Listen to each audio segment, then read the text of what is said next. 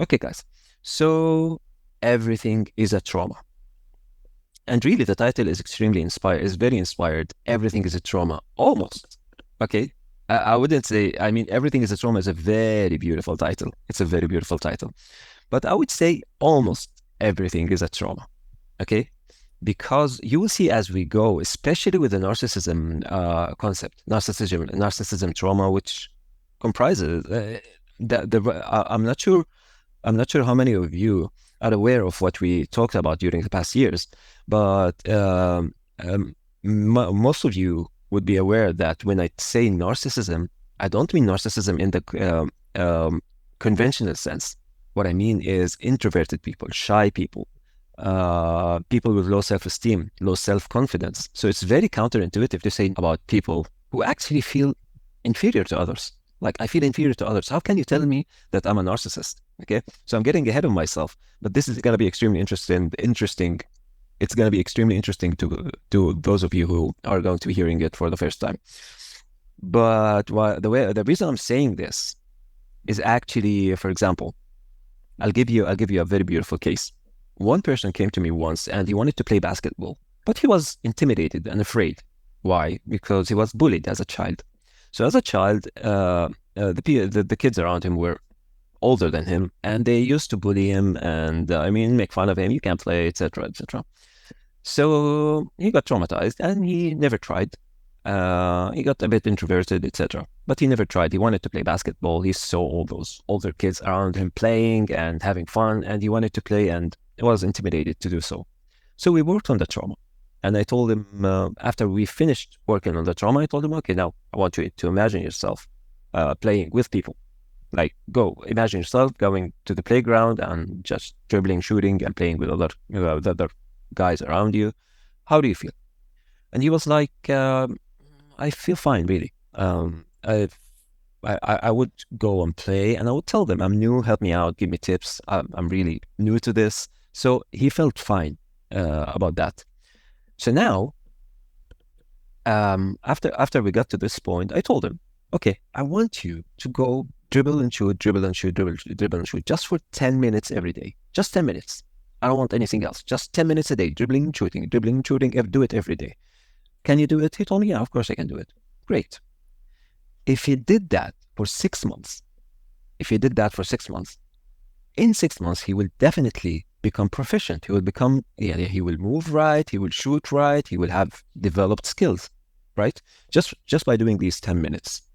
The question is, if he came 2 months later and he told me, I'm so sorry, but I really could not do 10 minutes a day, what would I tell him?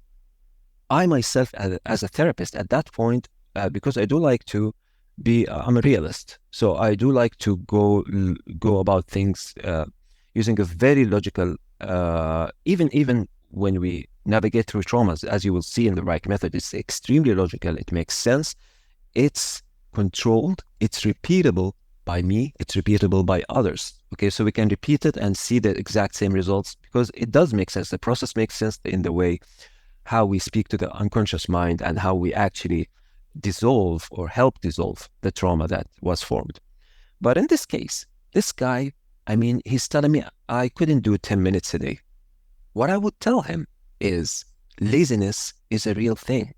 I can have no traumas at all and still not do anything in my life.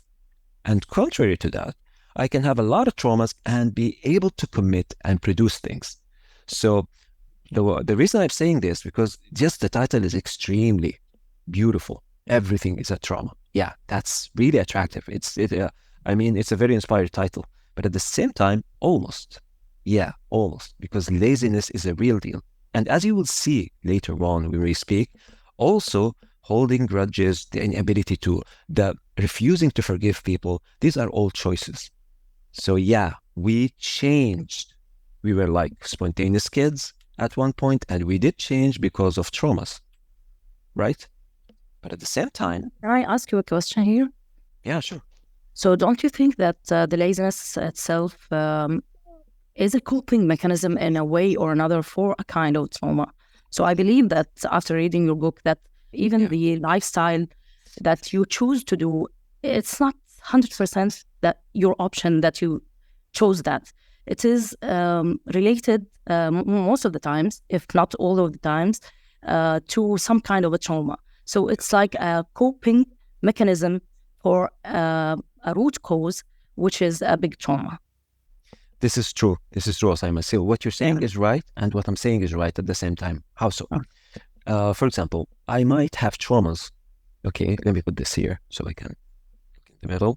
Okay, so I can be having traumas, okay, which prevent me from doing the work. For example, okay, I myself, for example, as a child, I went through like a couple of things that I remember as traumas, which where I produced a lot of things. I did produce a lot of things, and I was promised a reward at the end, and I did not get the rewards. Right? What this did is actually prevent me, or actually traumatize me, in regards to doing more work of the sort because I wasn't rewarded. Now that's a trauma, definitely, and I might experience laziness, experience symptoms of that because I'm still traumatized in that aspect. Right?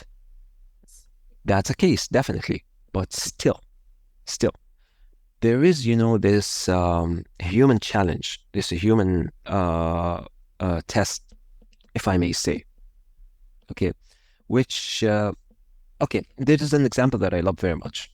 As Muslims, we were asked to pray 5 times a day, right?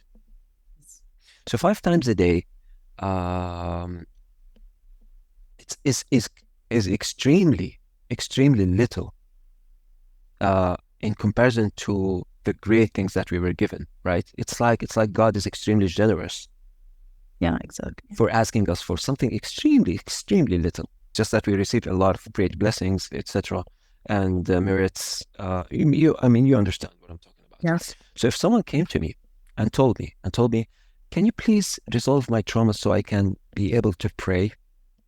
What would I tell that person? See, yeah, that person, there's something that's related to willpower, that's related to your ability to commit, and has nothing to do with traumas.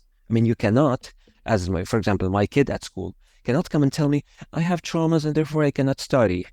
See, no, there's something called commitment, and it goes beyond the concept of traumas. This is what I'm trying to explain. So if a person came to me and told me I could not do 10 minutes a day, okay, I would tell him, sorry, I cannot help you, because laziness does exist. Procrastination does exist. Yeah, of course, there are traumas that control that, like you said, Osama. Okay, there are traumas that can control that. But at the same time, there is a concept of laziness, human challenge, like us not being able to control ourselves, control our emotions to do what we need to do. So this is the factor that I'm trying to talk about. Okay. Yeah, it's totally logical. Yeah, this is extremely beautiful. And you're going to see that this is also valid when we talk about forgiving people, because this is an extremely important concept when you go to navigate through narcissism. And we'll talk about it in details later. Okay, so not to get ahead of ourselves. So do you think that also forgiveness is a choice? This is what I understood. You will see when we talk. And this is actually what stops in the way of introverted people. The fact that introverted people do not know how to forgive. They keep grudges and they just run away. Yeah, but when I read your book also about the narcissism, you spoke about how to resolve maybe this forgiveness conflict, because it is also related to a trauma. Yeah, I know. So it's like the two things are, you are right and I am right. The two things are valid. There is a point where I have a choice, and there is a point where I'm really limited because of a trauma. But even a person with no traumas at all can be lazy and not do anything. And even a person with a lot of traumas and depression can accomplish a lot of things just because they have self-discipline. Yeah, thank you. That's very important. Okay, this is beautiful, guys. So, Mohammed, isn't laziness is related to physical state of the body? Or related? That's another thing. Yeah, you will notice in the narcissism book, because it does speak about procrastination, introversion, low self-esteem, low self-confidence. And there is, of course, I do stress the fact that our physical state, our level of energy, okay, is extremely vital in resolving a lot of the things that people would, for example, if you see a shy person, an introverted person, much of the time, okay, there are traumas and there is narcissism, okay, but much of the time, this person is also depressed. This person doesn't feel good. This person, if this person took, for example, a very strong shot of coffee, might actually feel good and talk to people. Why? They're depressed. And because of that depression, actually, the symptoms of introversion, low self-esteem, etc., they do arise. But there are other factors. That's the thing. There is the physical factor and there is the psychological factor, and we need to master both in order to resolve things correctly. And again, this is absolutely amazingly interesting. I was listening to a lecture a short while ago, or a great doctor that I love so much. His name is Alan Gaby, and he is a master nutritionist. Okay, he's a doctor, medical doctor, who left basically medicine to teach nutrition and how to resolve things through nutrition. And he said something very interesting. He said, in the past, if you know syphilis, you know medicine. Generally speaking, if you know infections, you know medicine in the past. Now, right now, if you know chronic fatigue, you know medicine. It's different. See, if you know chronic fatigue, because it takes a lot of knowledge to understand what causes us to be chronically fatigued, which is actually, in other words, depression. Chronic fatigue requires us to eat in a certain way to resolve it. It requires us to take certain vitamins in high doses, with certain minerals in high doses. It requires us to resolve certain heavy metal toxicities. It requires resolving the inflammation in the brain, in the body in general, any infections. There are a lot of things to do in order to get back to our normal energy levels, as well as having the right frequencies hit our bodies, aka the sun, or if it's not really practical for us because of the way our lifestyle, maybe we can use the red light therapy and other things that can give our body the frequencies and the vibrations that we need actually to produce energy. This is an amazing concept, and we did talk about this in our courses. There is an entire course that I did on depression in Arabic, which speaks about the protocol that we can go through to raise our energy levels correctly. Mr. Muhammad, Yeah. may I say something about the listeners? Yes, sure. I not going to explain it very well in English, so can I say it in Arabic? Sure, dear. You can, and I will explain it to the others. Thank you very much.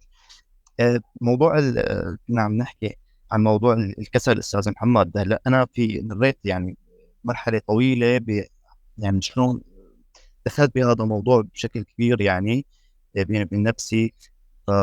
لما بحالة التسويف، لما الإنسان بيدخل فيها أو بيضل مثل ما حكيت حضرتك، إنه هذا الشيء آخر شيء بيرجع آخر شيء بالنهاية إنه شيء من نفسه الواحد بده يساويه بالنهاية. يعني الالتزام آخر شيء بده يلتزم فيه، شيء معنى شيء اسمه التزام.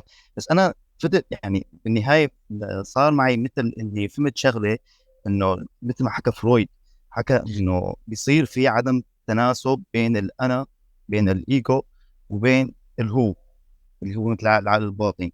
فهذا عدم التناسب مثل أو السيطرة الشديدة من إيجو على الهو بتخلي الهو مثل إنه يتمرد على الإيجو. فهون بيصير الإنسان بيصير بيأذي نفسه فعليا، بيصير عنده فعلا أذى لنفسه. المفروض إنه يعمل هذا الشيء وما بيعمله. بسبب شو؟ بسبب هذا التمرد اللي خارج من قبل الهو، اللي هو القرد الداخلي، هذا اللي بيخلي ما بده يسوي شيء، بنفس الوقت بده يأذي نفسه بيصير يعني. فأنا وصلت لهالمرحلة هي بصراحة بعد يعني تأمل شديد. فما بعرف شو رأي حضرتك بالكلام هذا. Nice, Mu'taz. This is actually a long topic, but I'm just going to talk about it very briefly. Now, what you're explaining is related to Freud's concept of the death instinct. Okay, we do have an instinct towards life, and we do have an instinct towards death, which is why we hurt ourselves sometimes. There is a self-destructive behavior. Now, okay, just to answer it extremely briefly, I do respect Freud so much, but I do agree with Dr. Wilhelm Reich about his concept that the death instinct does not exist. We only strive towards life, the life force, organ, the way he called it, and what stands in the way is traumas. And actually, this is why the Reich method is called the Reich method. The Reich is actually the first three letters is in honor to Wilhelm Reich, from whom I learned so much and from whom I actually began to understand things, actually, or basically through him I was able to make sense of things. After a lot of digging, okay, where things did not actually make sense, like the death instinct, for example. It doesn't make sense to me. So everything strives towards life. And what stands in the way or what stops that life force is actually are actually traumas. This is what happens. See? So the state of laziness and chronic fatigue is a combination of a physical factor, okay, and a psychological factor. Psychological factor are traumas. Actually, for example, I will give you a very quick example. The people, when they feel bad about themselves, for example, I don't think I look good and that person looks better than me, this would cause depression. If someone complimented me and told me something nice about me, oh, you look so good, I would feel really like energetic, see? Just by changing the perception about ourselves, okay, is capable of shifting us from depression to feeling social and energetic and happy. So this is a very shallow, this is a very brief explanation of that, but it's extremely true, guys. It's extremely true. A person feels bad. If a person, for example, having a bad hair day might be depressed for the whole day because of a single bad comment, or like looking at the mirror and not feeling, oh my God, I don't feel, see?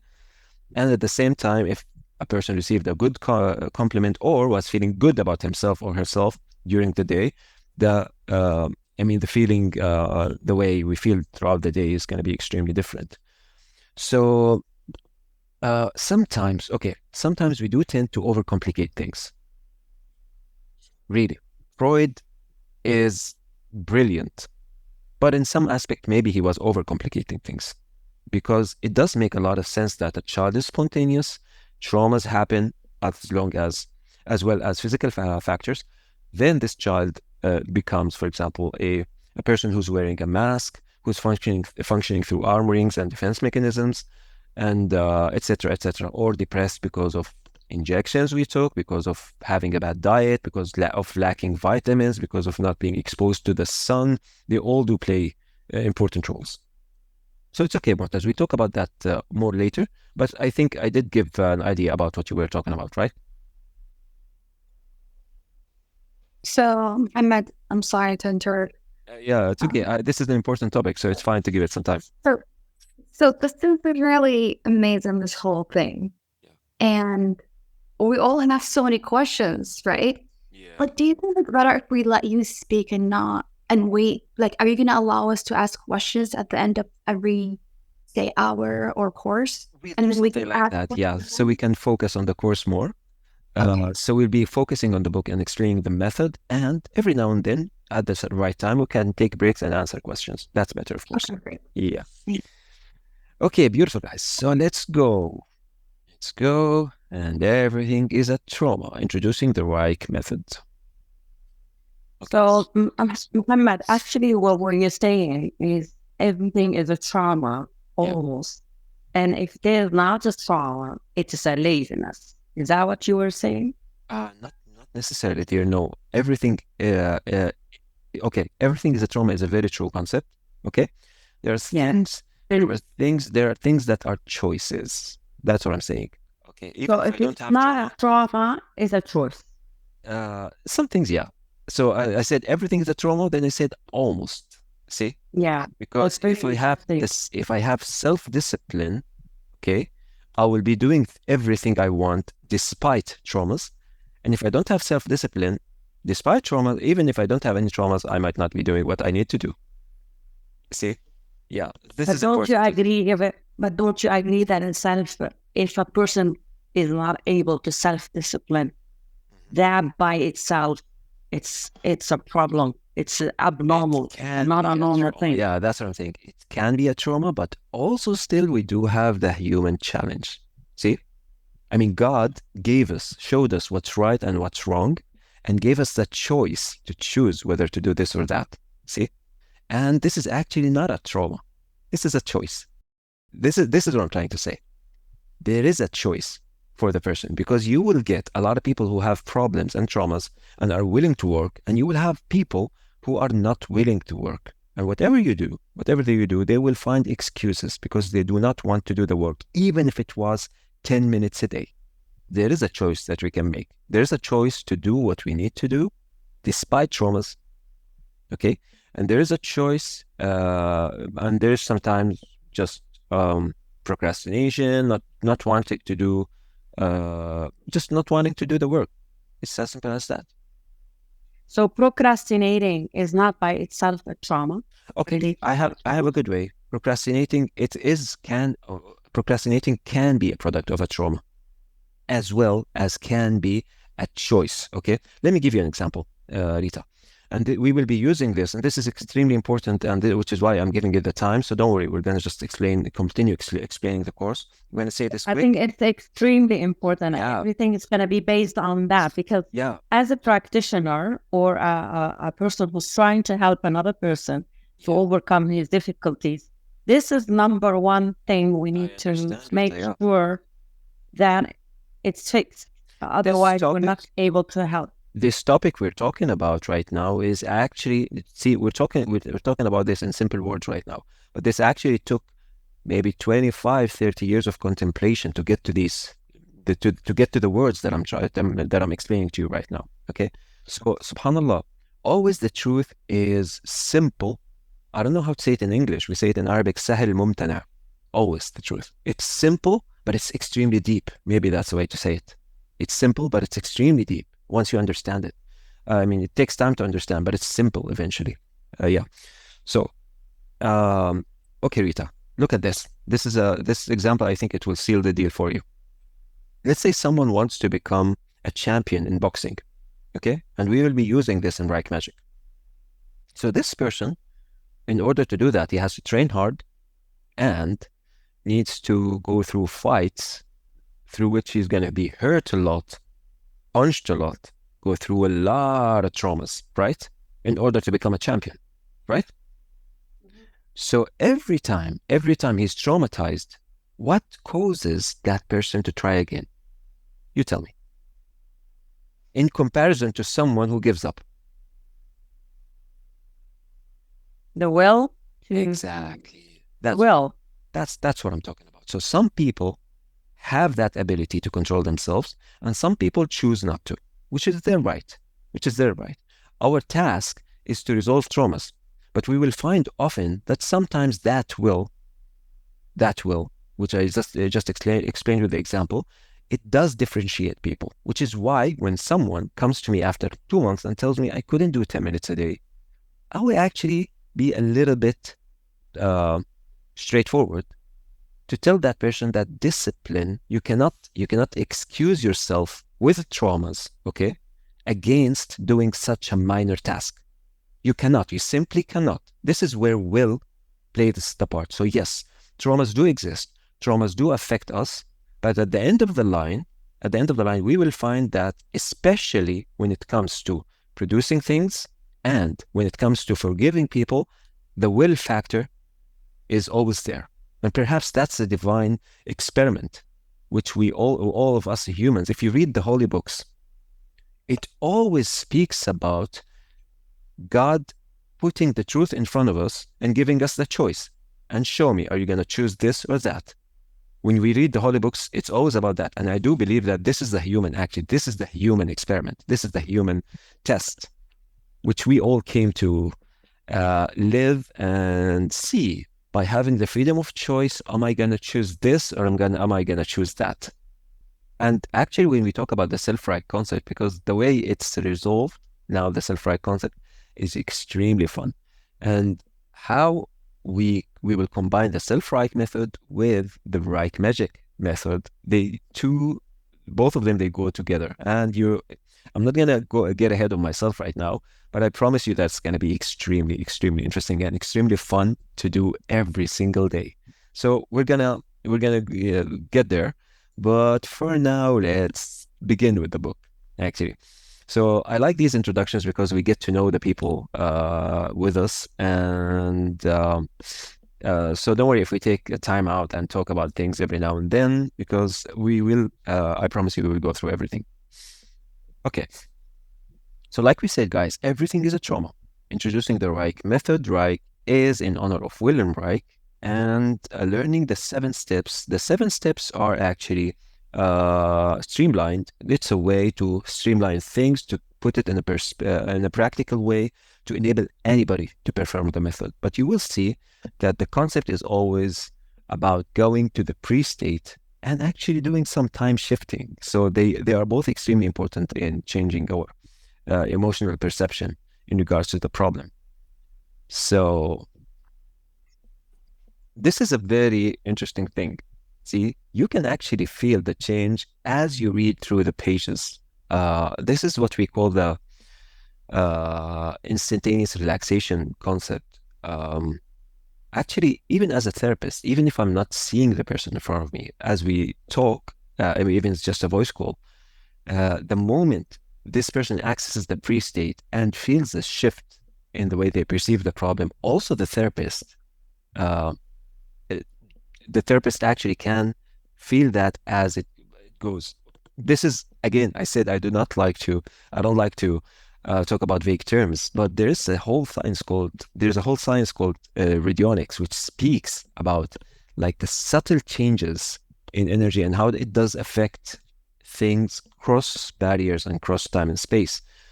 So even as we read the pages, even as we go through the sessions with different people, we will perceive and feel altogether. It will be as if we are also resolving our own problems as we go through different sessions and the different actually written sessions in the book as well. So you will feel it as we go and as we talk about as we act. Okay, what I want to say is as we access pre-states. The moment we access the pre-state, there's a sense of relaxation that happens that's extremely noticeable.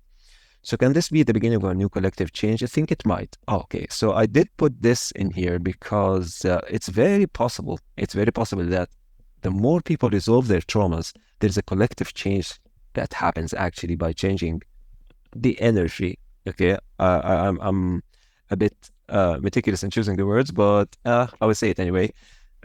As we actually resolve our problems. So the table of contents, introduction, really depression. I will be telling my story throughout the book and how I came to discover these steps. I'm hesitant to say the word discover because everything is researched. Everything is researched. Everything is researched, as in everything is researched. I mean, there's nothing new under the sun, but at the same time, it took me 20 years to realize what I put in this book. So really, depression, this is where I began to understand, I began to notice the physical. I was cocky, I mean, growing up, a little bit, not very, I mean, maybe, I don't know. But I was ahead of a lot of kids my age. I started working very early. I started the company at 19 years old, and I was leading business, etc. And I was very motivated and doing a lot of things. But at one point, I realized that I wasn't feeling really as good as I should be feeling. I mean, I'm relying on coffee in the morning, and even though I was trying to change my diet and doing a lot of things with that, still, I realized at one point, which you will see in a bit, that, man, this thing I'm feeling, possibly this is what they call depression in medicine, which it's actually a physical thing. It's not a psychological thing. It's actually a physical thing.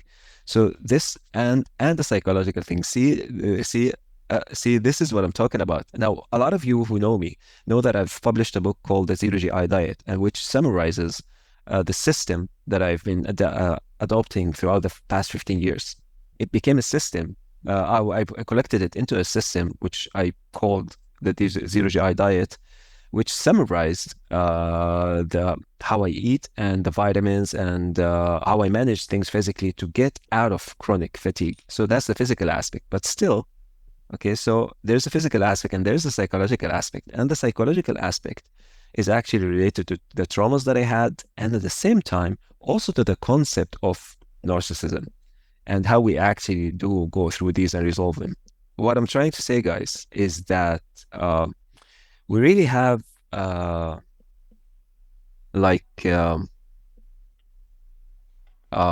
sometimes I try to find the right English words because I would say it in Arabic. In Arabic I would say زبدة الموضوع. In English it's butter. I'm not sure if it's used that way, but this is actually like the distilled information of really treasures of experiments and knowledge and research, which actually gave us the solutions, the psychological solutions and the physical solutions to most of the, really, I would say most of the problems that we would encounter. Really, guys, what remains after we fix the physical defects that we have and work on traumas and really actually get to a point where we can say that it's okay now, I really don't think that I'm not really affected by traumas. No one is completely perfect. We keep learning, but no one's completely perfect. But at the same time, when we get to that point, which we were talking about a little bit earlier now, when we get to the point where we say, okay, yeah, traumas are not really affecting me right now, we will see that the only thing that I will have left is to be able to persist and to be able to have enough discipline to do the things that I think and I really want to do. See, this is what we were talking about a little bit earlier, because resolving the traumas and getting to the right physical energy levels of physical energy, which we can do. We have this method to resolve traumas, as well as a lot of details that are coming on the way. And we have the physical factor, which we have, alhamdulillah, I think we have mastered completely with the zero GI diet. So we have the physical factor and we have the psychological factor. Once we master these two things, what's left is to actually be able to persist and to do the work. And that's exactly the thing that we were talking about earlier. Because even when I resolve these things, that when we were discussing it in a short while ago, when we resolve these things, I will see, which is what the ReiK magic is coming to do, set the things that you want to do, and what's the best way to do them with having the willpower and having the discipline. So the best way to do things or to learn new things or whatever is by approaching them with zero traumas. Like if I want to play basketball, if I want to become a writer, if I want to do X and Y, if I approach doing that with zero traumas, definitely I will be able to do that way faster and way better than if I approach something with a lot of traumas and a lot of physical, for example, blocks and hindrances. So when I get to that point, and that's what the ReiK magic is going to be about, it's about being able to make the best use of my potential to do what I want to do. Okay, having no traumas and approaching it correctly. Still, we will need the willpower. We will need that willpower aspect and the ability to discipline ourselves to keep going. If I wanted to learn any skill, if I wanted to learn drawing right now, I want to draw a cat, I just want to do something, I want to learn it. If I draw something, okay, the first time I'm going to fail, the second time I'm going to fail, the third time is going to fail. Shway, and slowly it's going to get better and better and better, right? Now, every time I fail, that's a trauma. See? That's the difference. So if I'm able to be consistent and to keep trying despite those mini traumas, okay, I will succeed, because this is the law of existence. If you just keep doing it, muscle memory, you'll be able, you'll do it eventually. But if I do not have enough discipline to be able to go through these mini traumas, like, okay, I failed, I try again, I failed, I try again, I failed, I try again, I will never be able to do anything. So we will be talking about this a lot when we get into the ReiK magic concept. But I'd like to give you guys head start, just to give you an idea about what we're doing here. Still, right now, I'm still getting to know the new Zoom interface. But right now, during this course, we're going to be focusing on mastering using the 7 steps. Okay, so I'll be talking about my story in there and how the ReiK method got to be developed. Understanding now, we get to the main concepts of the ReiK method. We have something called the blind procedure, which is how we access the first memory. If the person was not able to remember it, the instantaneous relaxation concept is basically what we feel and what we sense once we access the pre-state. And it's the mark of the change. Testing the opposite is a very important concept, because sometimes the trauma or the source of the problem, or we are not, sometimes we're not really able to define the problem correctly. So we can utilize testing the opposite to figure out the real problem. Then we get into performing the ReiK method. And as you can see, we have 7 steps. Overcoming resistance. I think I did not talk about this. I'm not sure how I put the arrow there. So overcoming resistance is how to have enough gumption to overcome the person's resistance, because a lot of people are argumentative and a lot of people are smart, and they will know how to throw the right logical arguments to justify their state. So that takes practice as well. Then we go for the 7 steps, okay? And some cases.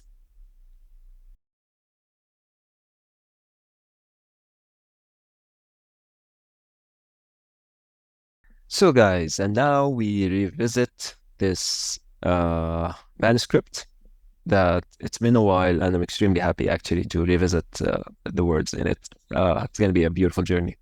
So introduction. In here, I'm talking about one of the incidents that happened to me way in the past. I think this was maybe 2003, 2005. I don't recall actually.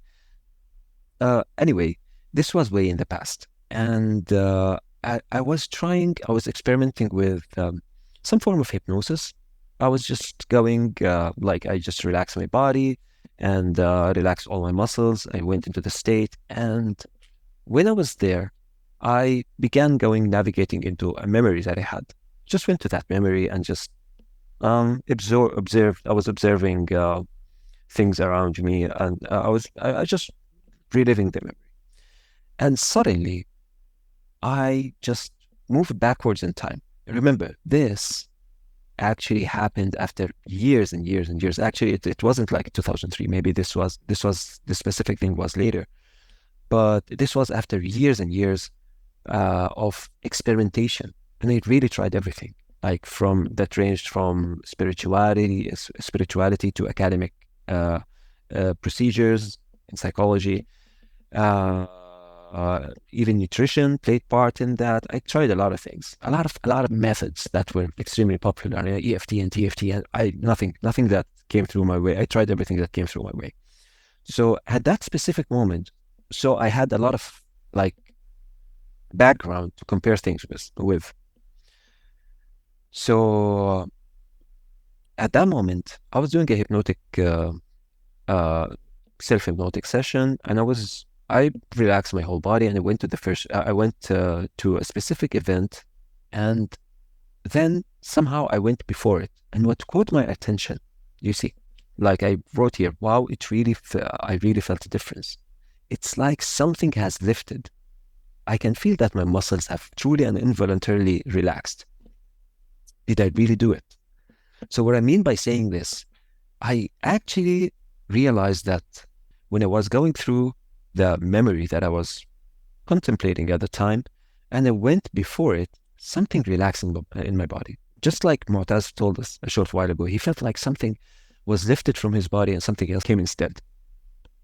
So, because I had a lot of background and a lot of tests, because I did a lot of experiments before that, I realized I knew that something was different. There was something different, actually, because I did try to meditate. I did try to go through sessions. I did try meditation sessions or retreats or a lot of things. I tried a lot of things, and I do know that sometimes, we relax, but once we are exposed again to the source of the problem, or we are between people, things do tend to come back. But that moment, I realized that this sense of relaxation is something new. I did not experience it before, and it was because I did access the pre-state, emotionally speaking. And I did that by just going briefly before the traumatic event. I went to the first traumatic event, then for some reason I went before it, and something happened. I distinctly recall the first time when I felt that a problem of mine got really dissolved. I really felt something happened. I knew it was different. I'm not just, it's not just that I just relaxed, something really happened. It was after no less than 10 years. Yeah, so this came later. It was no after than 10 years of experiments in the field of human psychology and having tried countless ways that pretty much covered all that I could study. This time, it was different. Yes, this time, something was different. I felt something change about my perception of the problem that I was truly, that I was trying to tackle. And it was a change that I hadn't witnessed before with all my experiments. It wasn't something that resembled the practice of conditioning or a logical attempt at a resolution. It wasn't a form of relaxation. It wasn't a form of like temporary relaxation.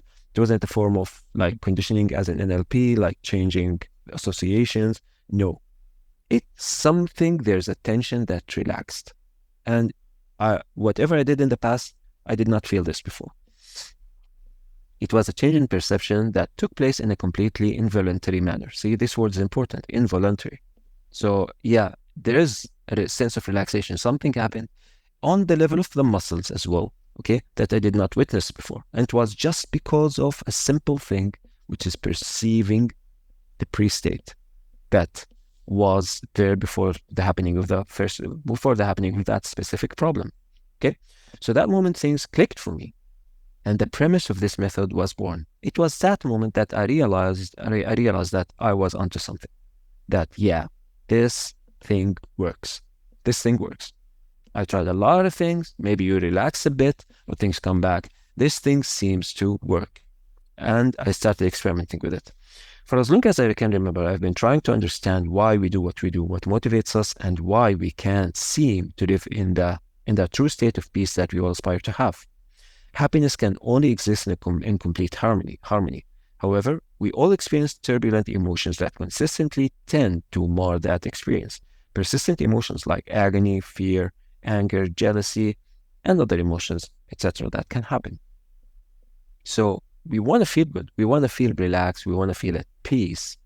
But, I mean, we do have emotions. We do have challenges, traumas, problems, things that stand in the way of us feeling extremely balanced. See, nothing is perfect. I mean, yeah, nothing is perfect. And we will have, it's like the 4 seasons. Sometimes we have summer, springs, autumn, and falls. We do have cycles, which is normal. But all in all, we can be balanced. I mean, we can be able to handle things wisely, not have repressed emotions, etc. So this is the state that we want to aspire. Just like a child. If we look at a child, this child is happy, spontaneous. Sometimes they cry. Sometimes they feel bad. Sometimes, I mean, yeah, there are cycles. But all in all, if you look at the child, this child is relaxed. This child is spontaneous and has a positive view of things around it until they get traumatized. So what prevents us from reaching our full potential? Are our behaviors and personality traits really ours? Really? Is this me? Or am I, just like in the words of Wilhelm Reich, am I wearing a mask, or am I conditioned, or do I have armors, different armors, as defense mechanisms to allow me to function with the environment more safely because of the traumas that I went through? So is this really me? Is this personality, are these traits really mine? Or are they a product of conditioning and traumas that develop throughout our lives? Many of us know the story of how elephants are trained and how inflicting severe pain at an early age conditions those animals to abide by the instructions given to them by their trainers, even as they grow bigger and more substantial.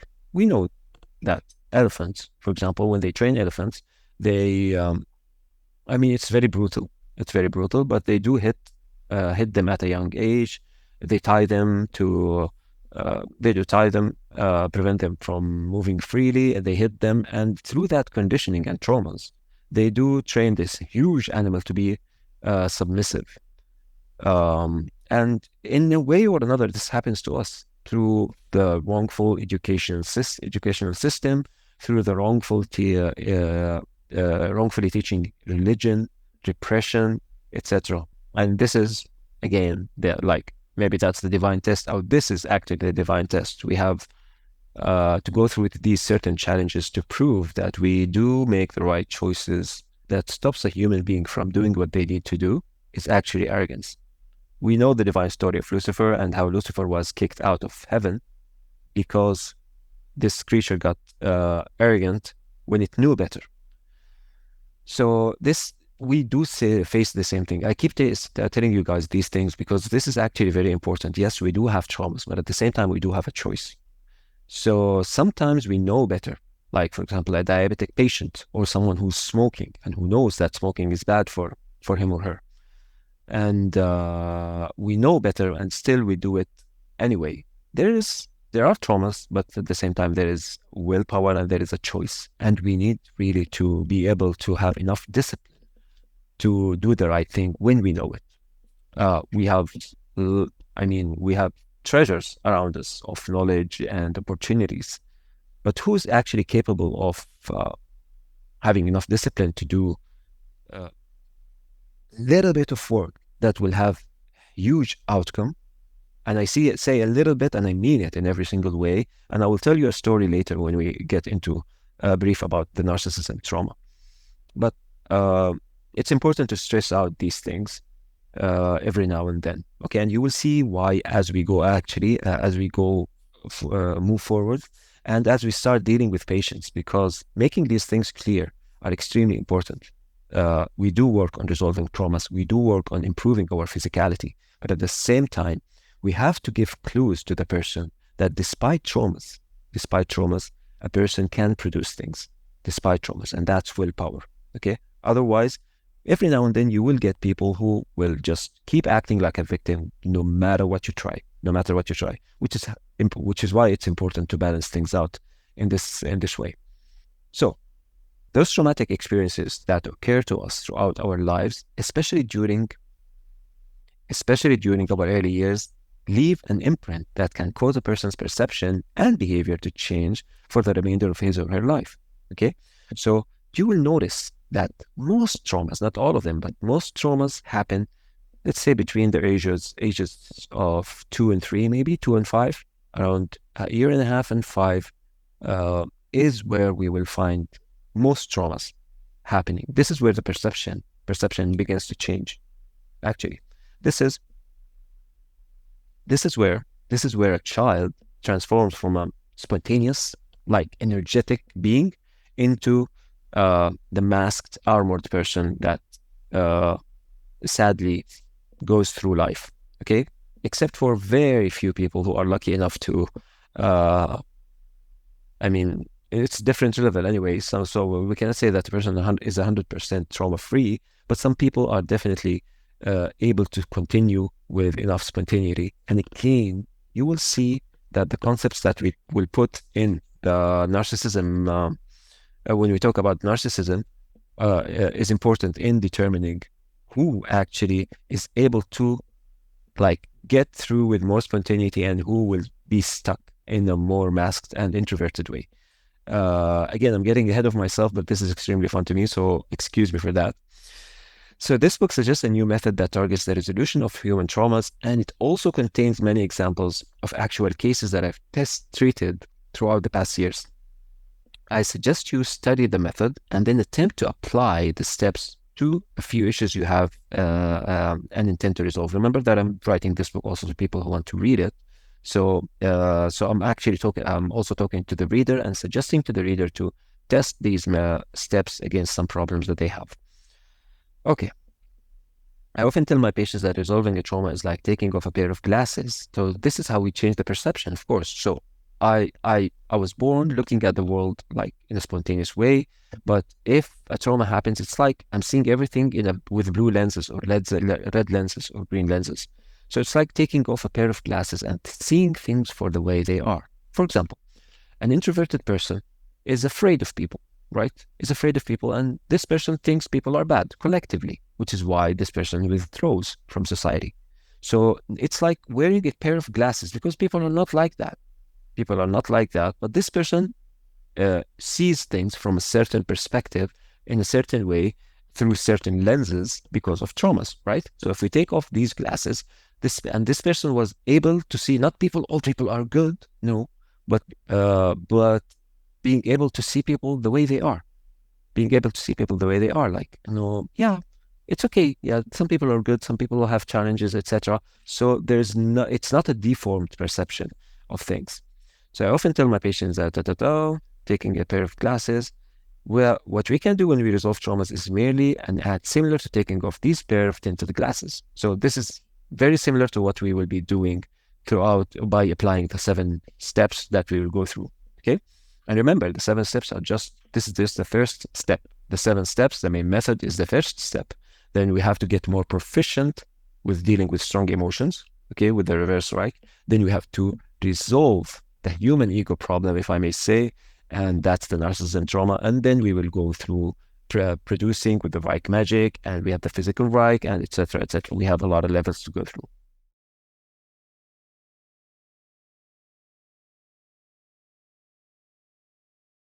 This is the chapter that I was telling you about, really, depression. Like I told you, I was a bit cocky growing up because I did accomplish a lot of things. So when it hit me that I wasn't feeling as good as I should be feeling, it was like, really? Me, depressed? Can I be actually feeling this way? It was actually a great revelation, because I thought depression is a psychological thing at that time. It's like people who are, let's say, lazy, who do not want to do things, who have a negative view, who are not motivated. These are the people who get depressed. But how come a person who is motivated and who wants to do things, etc., how can this person be experiencing depression? And then I understood that there's a physical factor. So I remember how odd it was back in primary school, as I was reading a Scientific American article that explained how depression is, in actuality, a physical condition rather than a psychological one. So I was reading this, I think this was in the 5th grade. I was reading once an article in the Scientific American journal, and it was saying that depression is actually physical, it's not psychological. I think it was silly. I mean, a 5th grader. So I was like, this is silly. How come it's like depression is psychological? How can you say it's physical? So at that time, probably, maybe when I was in the 5th grade, doctors were discovering that depression is actually physical. And it, in a major way, it is. Not completely, of course, because there is a psychological factor, and there is the narcissism concept, and there is the low self-esteem and confidence, and all the traumas that affect us in that way. So they both go together. So it felt so counterintuitive to read that interesting piece of information with my youthful mind, simply refusing to acknowledge the reasoning behind that statement. Being too young, of course, to understand the impact of hormones on our bodies. Nonetheless, as an ambitious kid, I never thought that I would be feeling, it would be a feeling I'd be experiencing soon after. But it did hit me. I realized at one point that this feeling, actually, this heaviness in my eyes, this is not normal. And it was a eureka moment. I was like, so that's what they call depression. See? I mean, motivated at work, doing things, etc., drinking a lot of coffee, etc., etc. At one point, I noticed the feeling, and it hit me then that, yeah, this is what the article was talking about. So I talk about the things. I did tell you about this, how, I was extremely active at a young age. So yeah, see, this is why this is fun. This is exactly why it's fun for me to go through the manuscript again, because I did forget that I put this in there. So look at that. So one day I was taking a photo for a visa application, which I needed for a business trip. I was just going for a business trip. At the time, it was, I think it was to Dubai. We had a conference there, and I was going to take a visa for that business trip. So I was sitting to take, I needed like a couple of small photos for that. And I was sitting in front of the photographer, and he told me, please open your eyes. I'm like, they're open. He's like, no, open them. But I opened my eyes, and he took the photo and he gave me the photos. Now, when I looked at them, I got shocked, because looking at the photo, my eyes were semi-closed. They were like halfway closed. They were not open, actually. Yeah, he was right. So I realized that this heaviness in the eyes is not actually normal. I mean, this feeling I'm feeling throughout the day is not something that people feel. There's something wrong, actually. that I have to work on. So I felt as if there was a tremendous pressure over my eyelids, similar to what you would feel if you attempted to look directly at the sun. It was then that I realized that the articles that I mentioned in the Scientific American Journal, I realized what it was talking about. So I started to read about it and experimented with various. So this is where my experiment with diet started, actually.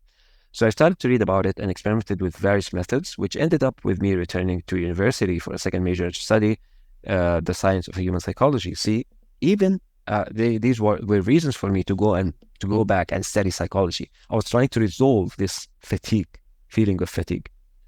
And like I said, there's a physical factor and there is a psychological factor. So simultaneously, I was working on both with what I did. There are a lot of adventures with nutrition, which also are coming in the next chapter. So at the same time, I also began to notice how temporary shifts in my mood were governed by the different foods that I ate. At about the age of 17, I switched to a macrobiotic diet and remained with it for about 7 years, after which I changed to a ketogenic yet plant-based system, which I came to call recently the Zero GI diet.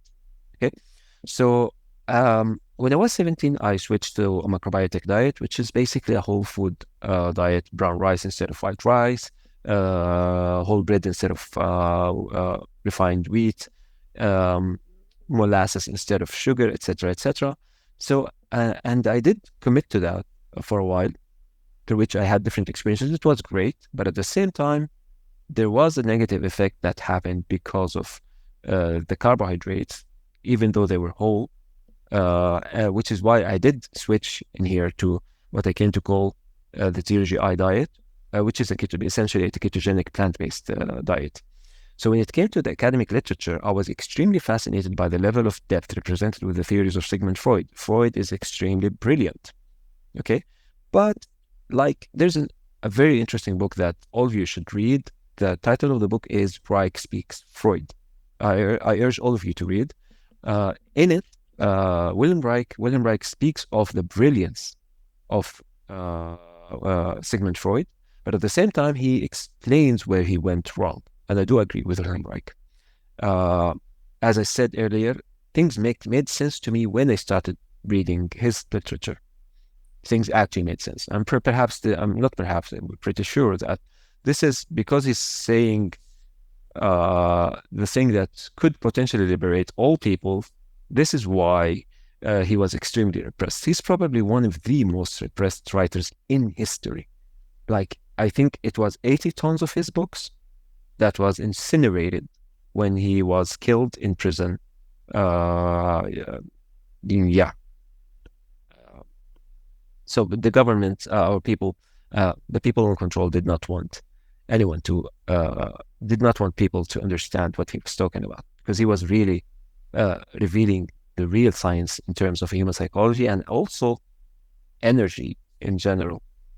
So he was doing he was doing astounding things. Needless to say, his theories initiated a lot of controversies. I'm talking about Sigmund Freud in here. What's not generally understood is that Freud began to draw these theories after he concluded the presence of a form of energy that governed both our sexuality and psychological health.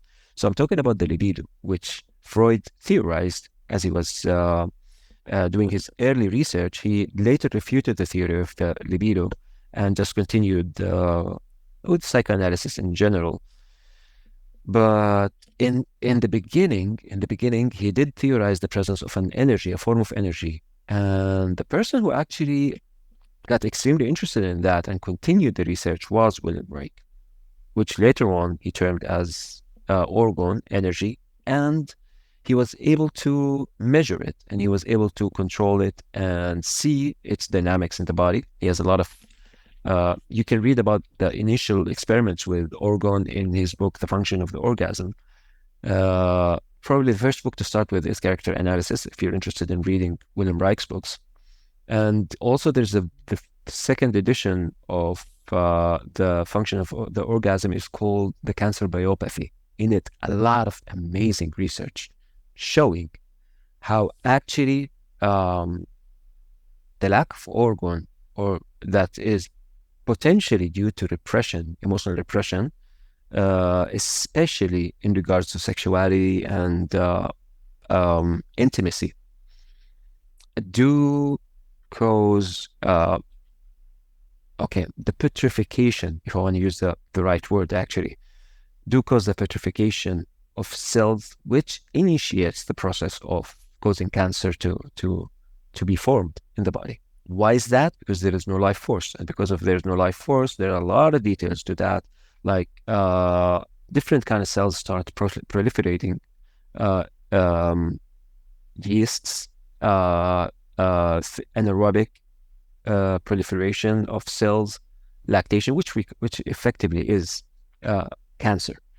So there's a lot of beautiful talk about energy when we study the literature of Sigmund Freud's libido and Wilhelm Reich's orgone energy. And this is extremely important because we do believe that having traumas, different traumas, does affect the dynamics of orgone or the dynamics of energy in our bodies, which is why, which can very possibly be the reason we develop a lot of diseases. And we're going to revisit this and we're going to talk about this in depth when we get into the physical Reich, how we deal with physical ailments by dissolving traumas relating to those that cause these ailments to be initiated.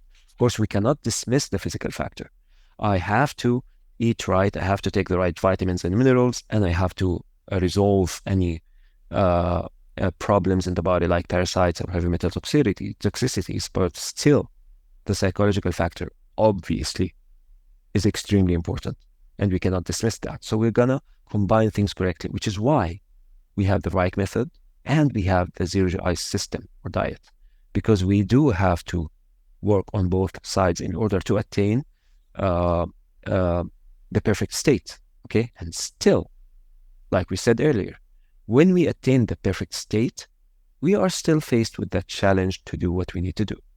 I mean, we have to set forth what we want to do and be able to do it. And the ReiK magic will help us so much in doing that in the best, most direct way without traumas, okay? Again, if we want to do it, if we want to do what we want to do. So you get what I mean.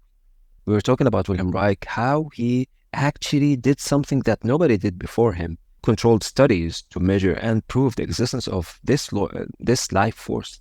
You think that actually societies from the ancient past we're talking about, like the Chinese was talking about, talks about the Qi or the Qi energy, the life force. It was spoken of in a lot of, and studied and actually utilized for therapeutics and other reasons throughout traditions. But I think that potentially Wilhelm Reich was the first person who was able to prove that and measure it instrumentally. He coined the term orgone, and the reason he used orgone, we will talk about this when you go for the when we talk about sexual balance and how we can utilize the ReiK method to get to that point. But the reason he used the word orgone is actually because of it's derived from the word orgasm, and because of the importance of the sexual balance in terms of having our energy be flowing correctly and naturally. So this is another topic, but it's extremely important. I like to throw in some like bits here and there as we talk. So what makes this introduction relevant to this book?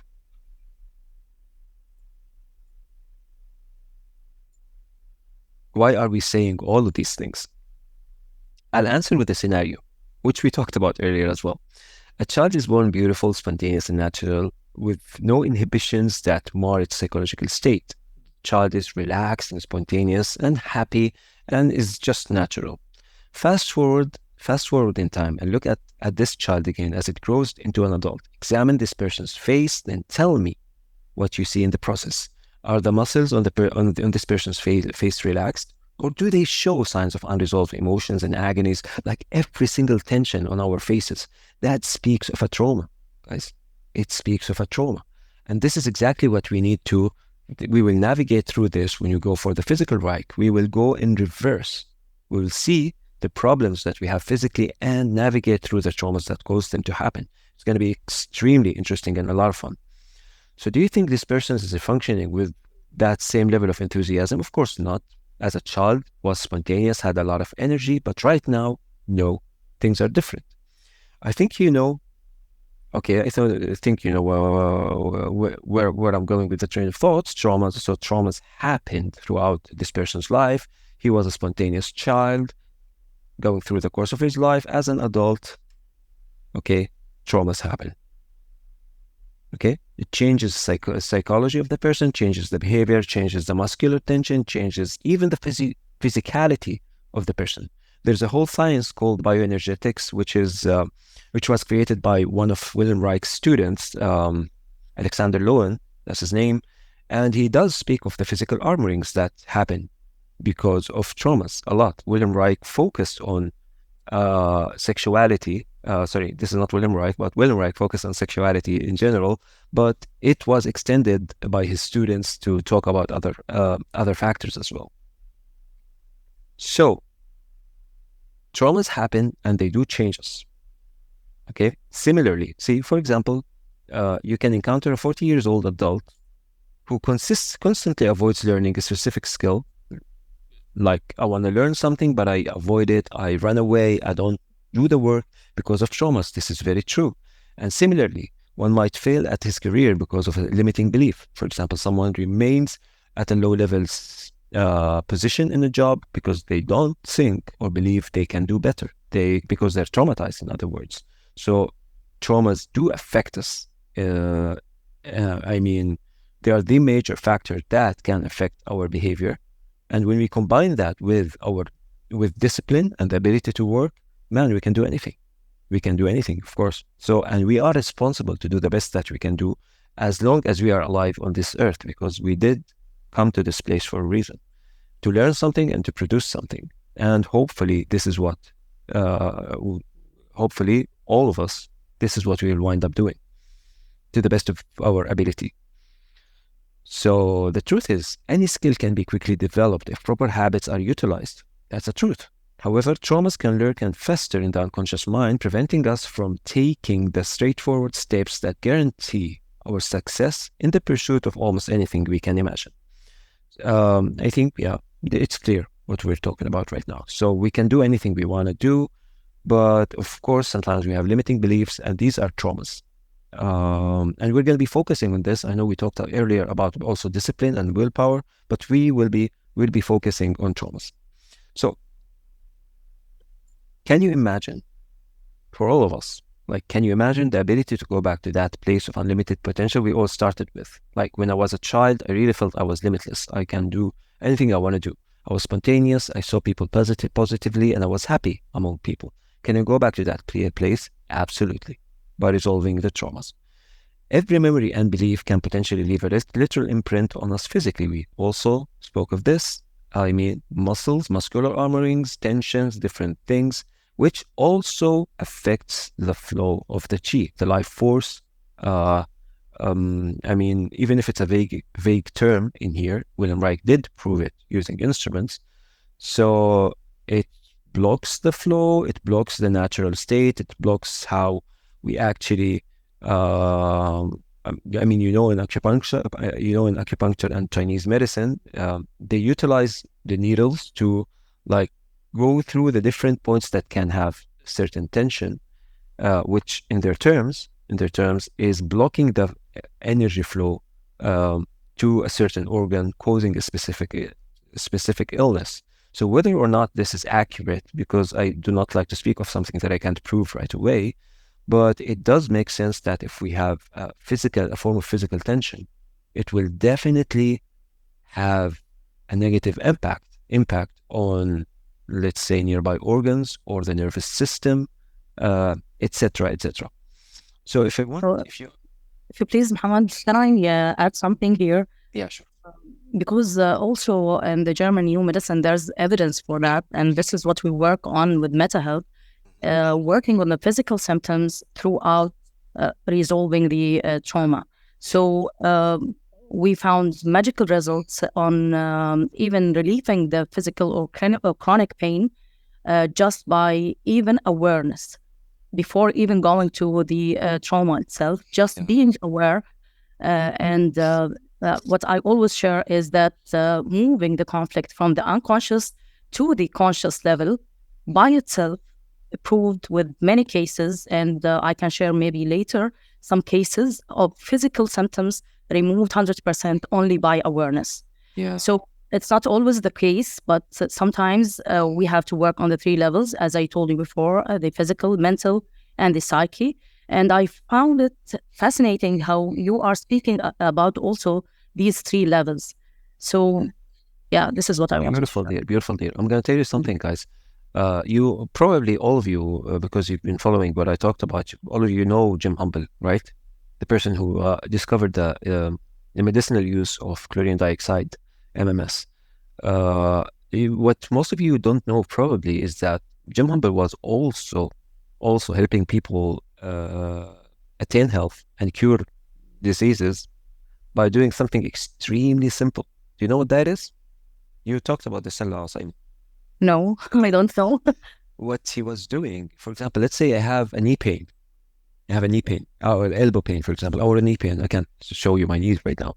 So what he would do is, or there's a certain ailment in the body, what he would use is just put his hand on that ailment, no energy work, nothing of the sort, just put his hand and ask the people to bring their awareness to the source of the problem.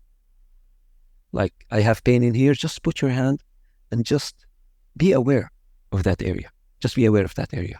Okay? And just by doing that, they were curing a lot of people. Just like you said. We believe that the organs speak to you in a certain language. It speaks to you through these symptoms. So if you know how to decode this language, everything will be resolved. We will be doing this, in a beautiful way, by utilizing the physical ReiK. Yeah.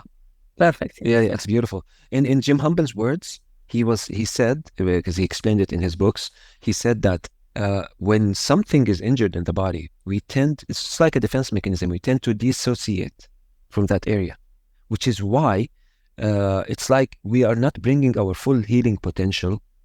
Okay, we are not bringing our immunity to work on that affected area.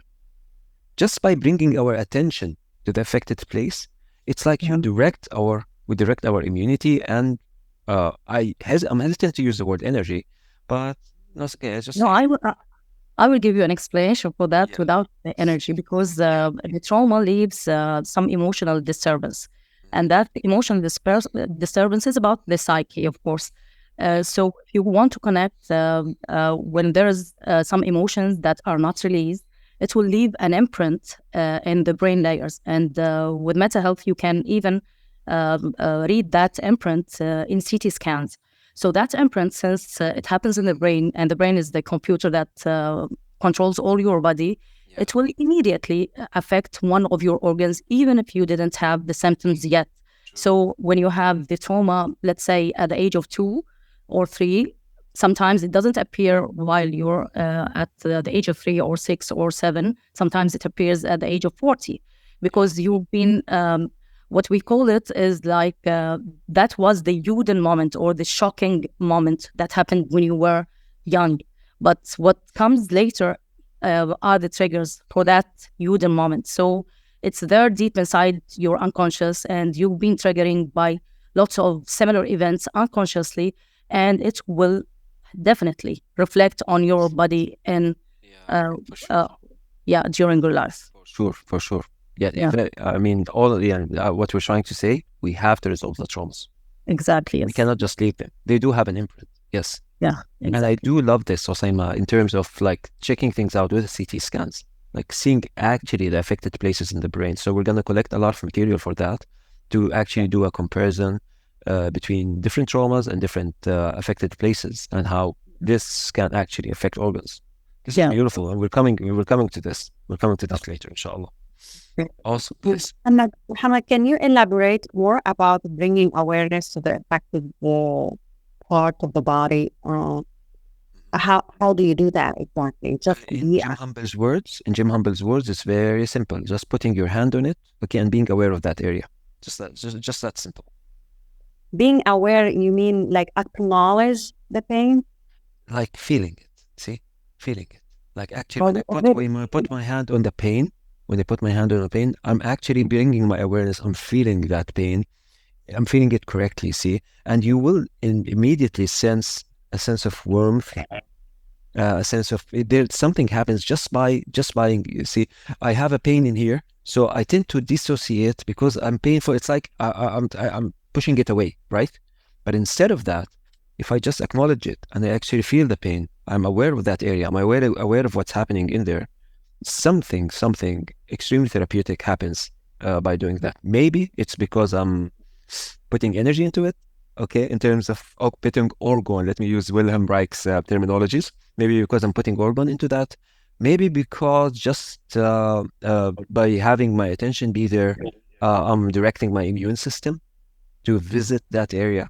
Okay, and that's actually what Wilhelm Reich, that's actually what William Humble said when he talked about this. It's like a rating method. In a way, but what I don't like about energy healing is the fact that it's extremely vague and uncontrolled. So there's a lot of wiggle room for deception. You know, there are no controlling factors. It's like it's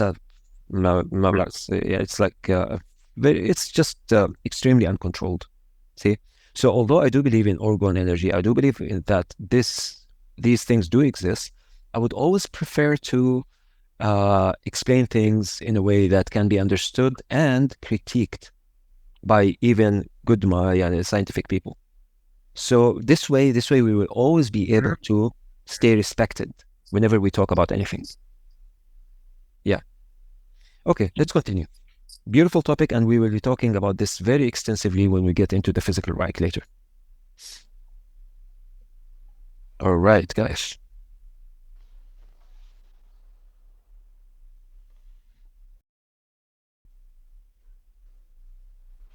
So we were talking about muscles and relaxing our muscles. Why? Because our I'm talking about this in here, because our contracted gestures, muscles maybe, that's the better word to use, are representations of various stagnant emotions. See, we are talking about this, many of which are chronically engraved due to the traumas that happened in our past. I did study this a lot in the past. I did study different schools that spoke of the connection between emotional states and traumas, emotional states, let's say, and different physical ailments. I am still collecting the information to figure out the most accurate way to present this. Because some schools might tell you, for example, not feeling responsible or having a lot of responsibilities can develop diabetes. Some schools tell you something else. Some schools tell you that certain emotions were caused by X and Y, okay, and so other schools would contradict that. So how we can actually collect very accurate information that can be presented in journals, that can be respected by medical doctors and scientific people, without and people who critique effectively without by having great evidence, is something that we're going to be collecting when we talk about the physical ReiK. So every persistent emotion and muscular contraction will also exhibit stress on a related organ. We talked about this, and you can see that even way in the past we were presenting these ideas as part of a potential thing that we have to do with the ReiK method. See here, Arabic just does creep in sometimes. The connection between our endocrine system and the Eastern approach of chakras is fascinating to consider and examine. Still, again, we need more proofs to be able to talk about it comfortably. The fundamentals of traditional Eastern medicine includes the energetic anatomy of our bodies to complement the physical counterpart. It explains the flow of life force, which presumably Dr. ReiK came to explore with modern scientific instrumentation, and is exactly what Dr. ReiK referred to in his work as organ energy. We spoke of this. And see, the Eastern system of mapping the energetic points, etc., it was all utilized. The thing that we want to do is, we know how to resolve traumas. We want to do the right connections as well between the physical ailments and the different traumas, to be as accurate as possible. But the bottom line is, to be healthy and well balanced, we must resolve our traumas. Of course, we have to work on ourselves physically as well, but we have to resolve our traumas. There's no doubt. We cannot leave these emotions, these traumas, these tensions festering without resolving them. They will definitely have an imprint. See, this is exactly what we were talking about just now. These traumas, if we leave them, they will have a physical effect. They will cause, sooner or later, they will have an effect. So as you see, not only do traumas prevent us from being the best version of ourselves by standing in the way of our potential, but also they slowly destroy us physically by changing the dynamics of how our energy is supposed to nourish us. I'm sure we're hitting on some chief secrets that were passed to us by earlier civilizations, but dismissed due to the lack of our ability to validate them using the instruments we currently have. See, definitely this science does exist. Definitely they were spoken of in other civilizations in the past. They did have the knowledge somehow, but because we do not have the instruments to measure them accurately right now, they are in a gray zone, which is why they're not very respected in the mainstream, in mainstream medicine at least. Suppose we can dissolve, and that's our task. This is what we need to do. We have to collect the information and make the associations in a way that cannot be refuted. So suppose we can dissolve all of our traumas. In that case, we will undoubtedly be back where we started when we were newly born infants, and definitely this is what we want. So if I have explained something earlier as we talk, okay, I'm just going to skip through the paragraph that talks about the same thing, so not to talk about it twice. This is left for experimentation, but one thing is certain: significant change will be happening to our advantage. Just by resolving the trauma, something very positive is going to happen. Definitely.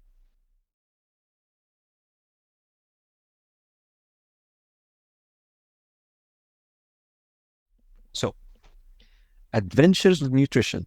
This is a very important chapter because, of course, we are affected physically as well.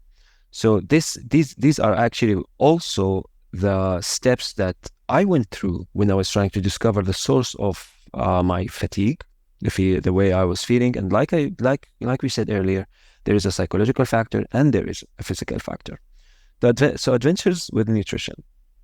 My adventures with nutrition played a vital role in shaping my views about the psychological factors that can alter our emotional state. Therefore, I found it essential to add this chapter and take you through some of the most vital trials that helped form the conclusions I eventually came to during those years of experiments. This chapter is also significant because I need you to notice the impact and the difference between psychological and physiological effects when you're navigating through a problem, trying to figure out the original trauma that caused the problem to arise and escalate. Also, when you talk to patients about certain issues they have, we will always have to be very mindful about any physical factors that could be affecting them as well.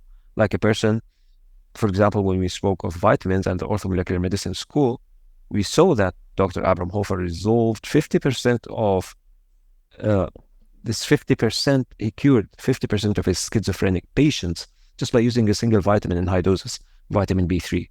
So if I have a patient who has schizophrenia, and I persist only to work with that patient by navigating through the traumas, I'm dismissing the physical potential for that problem. And I do actually have to be aware of that and potentially refer that patient to a person who can help him out physically to remedy the problem from that perspective. Now, this is a very important thing. Now, some of us have psychological degrees. Like, for example, I do have a psychological degree and I can act officially take in patients and treat them. I can use the word treat. Some of us don't, which is why it doesn't mean that you cannot talk to people, because we can provide information and we can provide consultations, okay?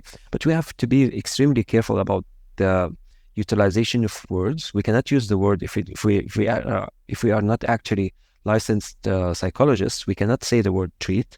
We cannot. We just have to be mindful of the words and refer people to the correct supervision at certain points. But we can definitely like do consultation sessions and help people by providing the information. So this is just something important because when we talk, for example, I do not have a medical degree, but I do talk about nutrition and medicine a lot. But I always present the information and ask them to do it under supervision, which is completely fine. So we just have to be mindful of this as well. So some of those emotions being experienced can indeed be direct product of hormonal imbalances. Sometimes I'm feeling something because of a hormonal imbalance, because of mostly it's hormonal imbalance actually, but sometimes, yeah, of course, we have an effect. We can be affected by certain parasites, heavy metal toxicity, fatigue that's caused by a lack of energy production in the body due to the impresence of certain vitamins and minerals, etc. Here's a critical incident that occurred during my early years of experiments that I cannot dismiss to mention. I think this was which incident? See, I'm going through the book again. I'm remembering what I wrote. So I think this was in 2007 and it happened during a typical ride. Yeah. Now, this is a very key incident. So this experience, it was during my second university degree in psychology, and I was hanging out with a few friends, and we were just hanging out, I think, on a weekend, a typical weekend. And towards the end of that, whatever we were doing, someone suggested to go and get some ice creams. And at the time, I was following the macrobiotic diet, which means I did not eat refined sugar. I did not eat refined grains, etc., etc. So I knew we're tagging along, but I knew that I wasn't ordering anything. Gonna order anything. Maybe I'll get some tea or whatever. So we went together to the ice cream place, and to my surprise, they did have a new variety that was sweetened with fructose. Now, fructose is not really a good thing, so don't eat things with fructose. But at the time, I knew that fructose is digested in the liver and has a very, basically it's from fruits, so it should be better, okay? But still now fructose, the fructose that's available right now is extremely refined and probably it has an even worse potential compared to sugar. So either way, I knew that fructose at the time could potentially be, should be okay because it's from fruits, okay? So I took it. I took a scoop of ice cream and I ate it. And to my surprise, few minutes, like half an hour later, I was really, I was surprised because I realized there is a feeling I get, like the heaviness in the eyes that I talked about that I talked about earlier. The heaviness in the eyes strikes whenever I eat, but it did not strike right now. I noticed something different, just something. I mean, I eat whole rice, I eat whole bread, I eat molasses instead of sugar, but still, I am eating this ice cream, and half an hour later, something feels better. This heaviness is not striking. So I started making connections. This was a very key incident that shaped a lot in what came after, especially with the zero GI system, because I started understanding the psychological impact that sugar has on us actually. And later on in the zero GI diet, that not sugar, whatever raises blood sugar has on us. So in here, I'm talking about this, about an hour later or half an hour later, I started to contemplate something different, and I noticed something was different. So shortly after, I began a set of experiments comprised of long periods of fasting on water. Now, this was actually one of the most valuable things I've ever done in my life. This was probably around the years 2007 and 2009, in that range. And I started experimenting with fasting for very long times. And I did that for 3 years. During whole 3 years, I was probably eating like half a meal, then like fast for 2 days, then half a meal, then fast for a week on water, then like half a meal, then fast for 4 days, then half a meal, then fast for 2 days. So sometimes it extended to 2 weeks of fasting on water. So I did that for 3 years. What I didn't know was that this controlled experiment, because I ate and I fasted, and I ate and I fasted, Okay, so I was able to see exactly what happens to my body afterwards, after each thing that I ate. That was the very valuable experiment that most people on this planet wouldn't do. But it just happened spontaneously. I did not mean to do it, it just happened during the experiment. So through that, I was able to feel and see exactly what every type of food is doing to me physically. And during the first month, I noticed that, okay, so there's a pitfall, which concerns what you just talked about, Hosseima, right now. During the first months, I noticed that I constantly felt cravings and feelings of deprivation. I was still traumatized. I still had the traumas. See, this is even before the ReiK method. So I was still traumatized because I felt deprived. I was fasting, but whenever I go to a place that offered delicious treats, I would feel sad. Like, I feel deprived. I feel like I'm repressed. Yeah, that's the connection that I was. Yeah, so I'm feeling repressed. I'm feeling like I'm depriving myself. I feel sadness, and I did not like that. So I wouldn't say, yeah, I didn't like it. Okay, this is not the right way. I should feel comfortable not eating it, not feel repressed and sad because I'm preventing myself from eating it. See? Yes.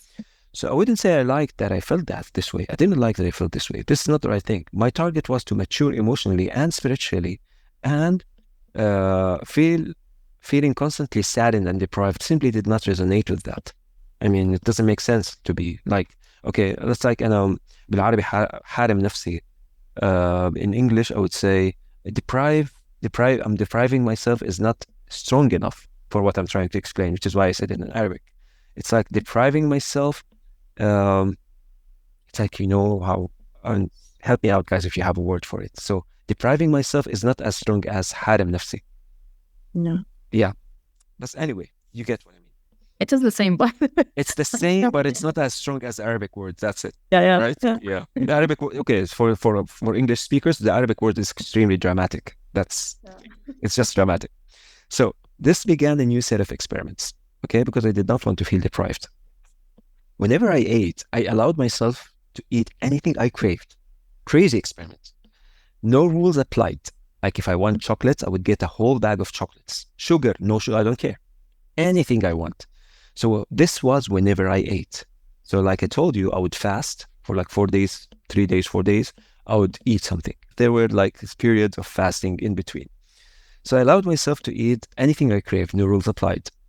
The purpose was to make sure I had zero feelings of deprivation. I did not want to feel deprived. If I want something, I would eat it while I was still fasting. So luckily, considering that I was fasting for long periods, I knew I was giving my body enough time to detox these empty calories I was eating. This was to my advantage because I was eating a lot of empty calories and chocolates and stuff and treats, but I was fasting, so it had lesser of a bad impact on my body, because if I did it consistently, probably I would have just, something bad would have happened within a few months. So in a short while, I found myself consuming the strangest things when the time came to eat. I would go, for example, on a 3 days fast, then eat some chocolates, then fast for a couple of days, then binge on a bunch of pastries and confectionaries, and it gets even crazier. You will see now.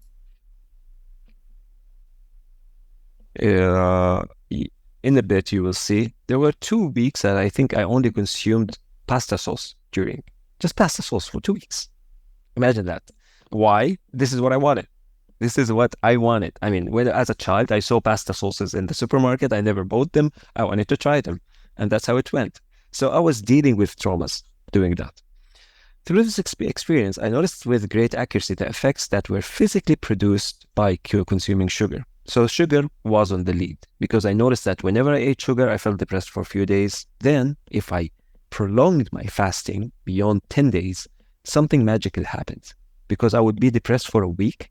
Then something happens and I feel great. I feel completely great until I eat sugar again. And then I go back to the same cycle, which will be prolonged for about 10 days. So I started noticing that. About a year and a half into the experiments, I got into the point where I could not handle eating anything that contained sugar due to the unbearable state of depression that sugar brought along with it. So in a short period of time, in a few months, okay, I'm saying here in about a year and a half, I think it did take that. Yeah, it did take about a year and a half. for me to realize that whenever I eat sugar, I get depressed and it goes away. Then I eat sugar and I get depressed and it goes away. So it took me about 1.5 years to do that, to realize that. The pleasure, see, this is what's happening. The pleasure that I was getting was not worth the pain that came after. So, indirectly, exactly. Indirectly, I resolved the trauma. I mean, no, I don't want it. I'm not feeling deprived. I'm not feeling saddened. I don't want it. That's what happened. So in a short while, something even, eating anything that contains sugar anymore. In a short while, something even more interesting happened. Still going through with my fasting experiment, one day, so I stopped eating sugar at that point. I don't want sugar. But something happened. One day, when the time came for me to eat, I returned home with a couple of mashed potato packs for dinner. Okay. Yeah, that's what I was feeling like eating. So I got a couple of packs of mashed potato. I wanted to make that for dinner. It was my eating day. So the day that followed, I experienced when I ate the mashed potatoes and I slept. And the day that followed, I experienced one of the worst episodes of depression that has ever hit me. I still remember the feeling right now. It was unbelievable. I mean, the feeling, how the heaviness, what's happening? It was really bad. So I did not understand. I haven't consumed anything that contained sugar. I know what I ate over the past week. Why on earth am I experiencing this? So I did not eat anything that contained sugar. Then it dawned on me. And as you can tell, these are the beginning steps through which the zero-GI system came to existence afterwards. So it dawned on me. Sugar, per se, was not the culprit. Sugar is not the problem. It was the consumption of anything that raised blood sugar, including potatoes, which in this case was the vast amount of starch contained in the potatoes that I ate on the night before. So it's not sugar, it's what raises blood sugar. I went forth to validate this theory by studying the glycemic index of various foods and testing them one by one to see if they did the same to me. And the idea proved to be entirely correct. So I theorized something. I theorized that if I eat anything that raises blood sugar, I would feel depressed afterwards. Okay? And I tested it by studying the glycemic index, which is how much every food raises blood sugar. So I studied that and I experimented with it, and it proved to be completely true. The higher the food was on the glycemic index, the more it induced that state of depression. So, as you can tell, at that point, I stopped. I became uninterested in anything that raises blood sugar, starch, even sweet fruits, etc. So that was the time. And this actually was 15 years ago. So more than 15 years ago, actually, now. So it's been more than 15 years ago since I ate anything that raises blood sugar. And every time I do by mistake, I have to endure like 3-4 days of not like optimal state, psychological state, until it just goes away. And it has a great effect. Of course, this is not enough. And this is a topic for, this is not the topic for our work on psychology in this course. But also having the right vitamins and cleaning the body of certain things and relieving the inflammation in the brain, being exposed to certain frequencies from the sun or from alternative ways like the red light therapy, etc. They all have great effect on our psychological state. And to all of you ReiK therapists, it's important because you will be dealing with a lot of people who have a combination of physical and psychological factors, which you have to manage correctly in order to get them to get to the optimal state. So this is extremely important. We cannot separate the two, and we have to work side by side. Even our friends in the zero-GI diet are now experimenting with the ReiK method with certain diseases by utilizing the ReiK method to figure out the traumas that cause the disease to happen, and it's extremely amazing. They're finding out amazing results with what they're doing. They would give the person the right diet and clean the body, and they would sometimes notice that the problem is not getting resolved. Then they would check out the traumas and resolve the traumas, and they're experiencing, I mean, it's not an exaggeration, but in their words, it's magical results. Happy. Can you repeat this, Muhammad? Yeah. Can you repeat it? Hello, Simon. So, you've heard of that zero GI diet, right? I have the book, but I Oh, didn't okay. yet. I didn't read it yet. Appreciate it there. So the GI diet is a culmination of the experience that I've collected over the past 25 years, let's say. Okay. Okay. So what I'm reading to you right now are like the first steps that I've added them in this book because it's important to understand the history and the background and the effect of our the physical factor on the body. Okay.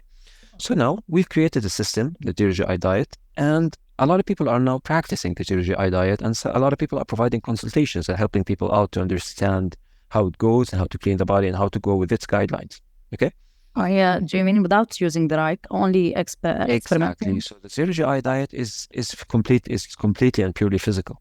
Okay, it's the food, the vitamins, cleaning the body, etc., etc. But some of our zero GI diet practitioners are actually ReiK practitioners. Okay, which is where the magic is happening, because they're noticing that as they clean the body, they are getting results. But in some cases, there are weird challenges. Okay. Which intrigued them to start experimenting with traumas and to figure out, okay, so when did this problem begin? They try to navigate through the memories and try to get to the point where this problem actually was initiated. Okay. So it's again about the combination between all the chapters. Yeah, and we are going to go through that when we talk about the physical right. Okay. So they're going to be combined in a very interesting way, inshallah. Yeah. لا أستاذ محمد يعني معلش أتكلم عربي؟ Yeah, sure. I will explain. يعني لا يمكن أن نفصل بين النظام الغذائي والتخلص من الصدمات، ولا فينا مثلا إذا كانت عندنا مشكلة نصلحها بالنظام الغذائي بدون اللجوء إلى أو التطرق إلى التخلص من الصدمة. يمكن طبعا. Yes, of course it's possible. Mesa is asking, if we want to resolve a physical problem, must we work through the traumas? Of course not. A lot of people just, for example, if I have an infection and I take something that kills the parasite, I would get cured right away. If I have a lack of certain minerals or vitamins and I take them, I will be resolving my problem. But of course, sometimes the physical problem is a combination of something physical and something psychological, and sometimes it's purely for psychological even sometimes. So we need to see the difference. This is like I said, it's extremely interesting. Yeah, but we are going through this correctly because we are combining the two systems. Yeah. Okay. Let's continue. So see, it was a journey, and I concluded an excellent list of nutritious foods that complied with what I was looking for. So basically, a vegetarian diet that does not have any carbohydrates. So it's like a ketogenic diet, a ketogenic vegetarian diet. Yeah. So I figured out whatever foods that can give me nutrition, be nutritious for me. Right now, I'm talking to you and I'm drinking flax and chia seeds. We call it the primary meal in the zero GI diet because it did resolve a lot of problems, and it's amazing. It's miraculous, mashallah. So I figured out whatever foods are good for me, and I continued with this in my experiments. And I can tell you that the first aspect through which we deal with chronic fatigue, okay, is definitely to me stopping the consumption of anything that raises blood sugar. Of course, again, not everybody has to do that, because some people are more affected than others. And I have actually very interesting things to share with you, which I will do later, not in this course, but which explains why I am more affected compared to other people. But there are different factors. But either way, eating the whole food diet, and I mean, as much as possible, staying away from whatever raises blood sugar. And whenever we eat them, we eat something whole, is extremely beneficial to everybody. So I'm not going to elaborate much on that because it's not our topic, but just important to understand it. So it's noteworthy to mention, this is another important factor. It's noteworthy to mention that the same goes for any intoxicant, stimulant, relaxant, drug. I mean, sometimes we have clients who are on drugs. We are talking about traumas, right, guys?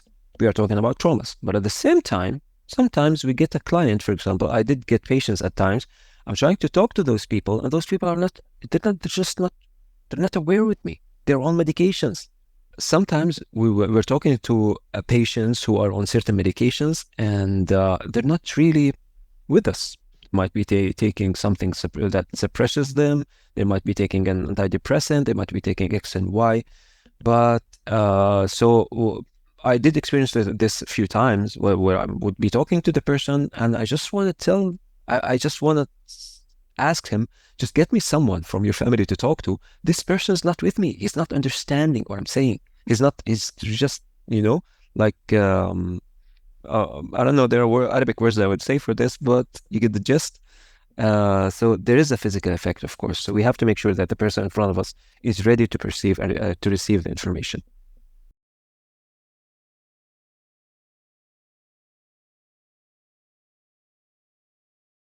Trauma formation and the development of the ReiK method.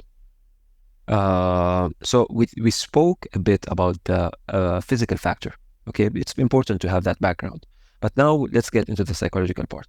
So trauma formation and the development of the ReiK method. How did this happen? I did talk about the initial experience that I had in the beginning of the book, okay? But we'll delve into more details right now. So if you recall, I began this book by mentioning an epiphany that played a significant role in shaping how I came to produce the method that I'm presenting to you in this book. So that exercise I was doing, that self-hypnosis exercise, that resulted in me really realizing that something different is happening just by going to the pre-state, to the state before the initial trauma. It was a typical day, and I was contemplating the problem and attempted something that resembled a usual self-hypnotic procedure. As I relaxed into it, I began to move backwards in time until I accessed the very first memory that involved the problem I was working on. I then began to look around. So I went to the first memory, okay? And I looked around, recalling all the details. I still remember that event very, very, very vividly, the time I was doing the exercise. So I went there. For some reason, it was inspired, subhanAllah. So I was there, and I went to that event, and I was looking around the house, looking at the people around me as the thing happened. Then, this is it. For some reason, I did something different. I went backwards in time, just a few minutes before that very first incident, and I got myself to re-experience how I felt before receiving the shock that happened to traumatize me back then. So I went before the event. That was the first time I experimented, I tried doing that. As I did that, something strange happened. My whole body experienced a spontaneous and involuntary shift into a state of relief, something relaxed, strangely. And it felt as if a heavy burden lifted off, unlike anything that I had ever experienced before. It was strange because I didn't do anything special. All I did was go backwards into a time that preceded my trauma. I really didn't do anything special. I just went a little bit before the trauma, and I just looked at things around, and something happened just by doing that.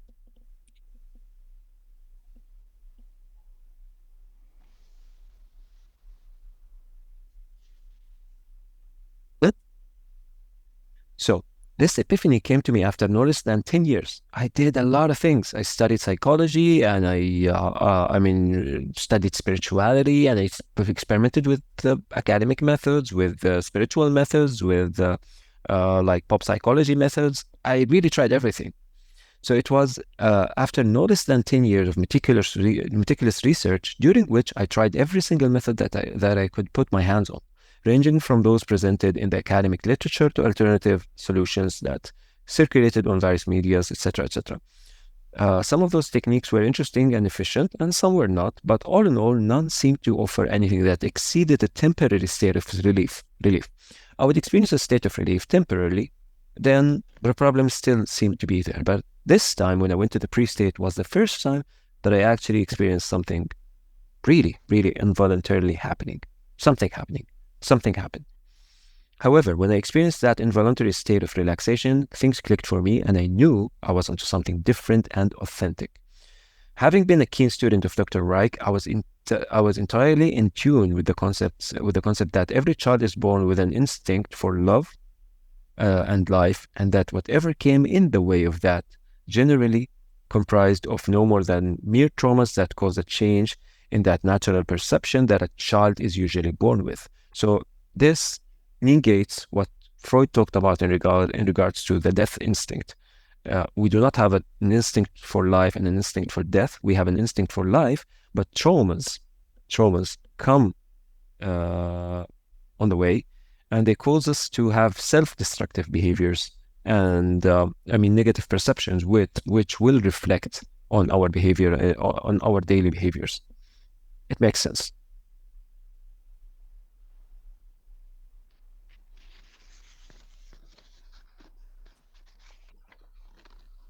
So, by navigating before the first event and experiencing the emotional state that preceded my first traumatic onset, it seems that I gave my unconscious mind an irrefutable proof that I did not always suffer from the problem that I was exploring, which shook the foundation of the belief. See, we have beliefs. I believe, for example, that cats are scary. Why? Because something happened in the past. What we are doing right here is that we're shaking that belief in an unconscious way. Because consciously, I can tell someone, no, cats are not scary. Do you think this person is gonna touch cats right now? Of course not. This person will still be afraid of cats because of that trauma. But if we were able to instill proof in an unconscious way, which is what we do when we go and access the pre-state, for example, this person is afraid of cats. If I can show this person that as a child, before the trauma, he or she played with cats and was happy. Playing with cats, oh, little kitty, little kitten. Just we access the feeling. Something immediately happens. And I'm sure that all of you right now, just as I speak these words, some of you are experiencing some kind of a shift. Something really happens just by experiencing the pre-state correctly.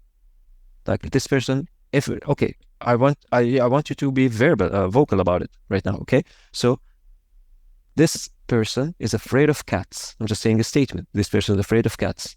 Okay, how many of you right now,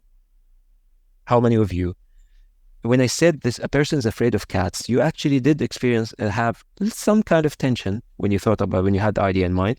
And just by me saying the pre-state when he was a child, hey, little kids, he played so many times, he played with cats and he was happy playing with cats. Just by saying this, when I repeat the sentence again, and I tell you, this person is afraid of cats, how many of you are feeling a difference in the perception? You are, right? Just by saying it. Just by, I think. See? Yeah. Just by a flash of a second in accessing the pre-state, the perception about the problem changes. And that's completely unconscious. This is the ReiK method. See, guys? This is the ReiK method. It is called unconscious. And I am surprised every single time by how simple and effective it is. Just accessing the pre-state. And that's the magic of what we're doing. Okay? We just need to do it correctly and have enough experience to know how to deal with different people. So it took me 5 more years of ongoing and curious trials before I became utterly convinced that this concept is a center key that can potentially help anyone resolve their psychological problems. I did a lot of experiments even after that experience. Then I got convinced that it works, and I'm trying other things that they're not working, but this thing works.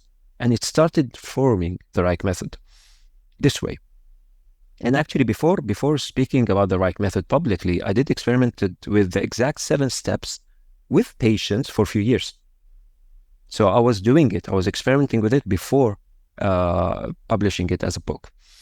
I began to consistently embed this as a significant component in my professional practice, which eventually led to the writing of this book. In this book, you will see that I've proposed a method compiled of 7 main steps that target the resolution of different traumas.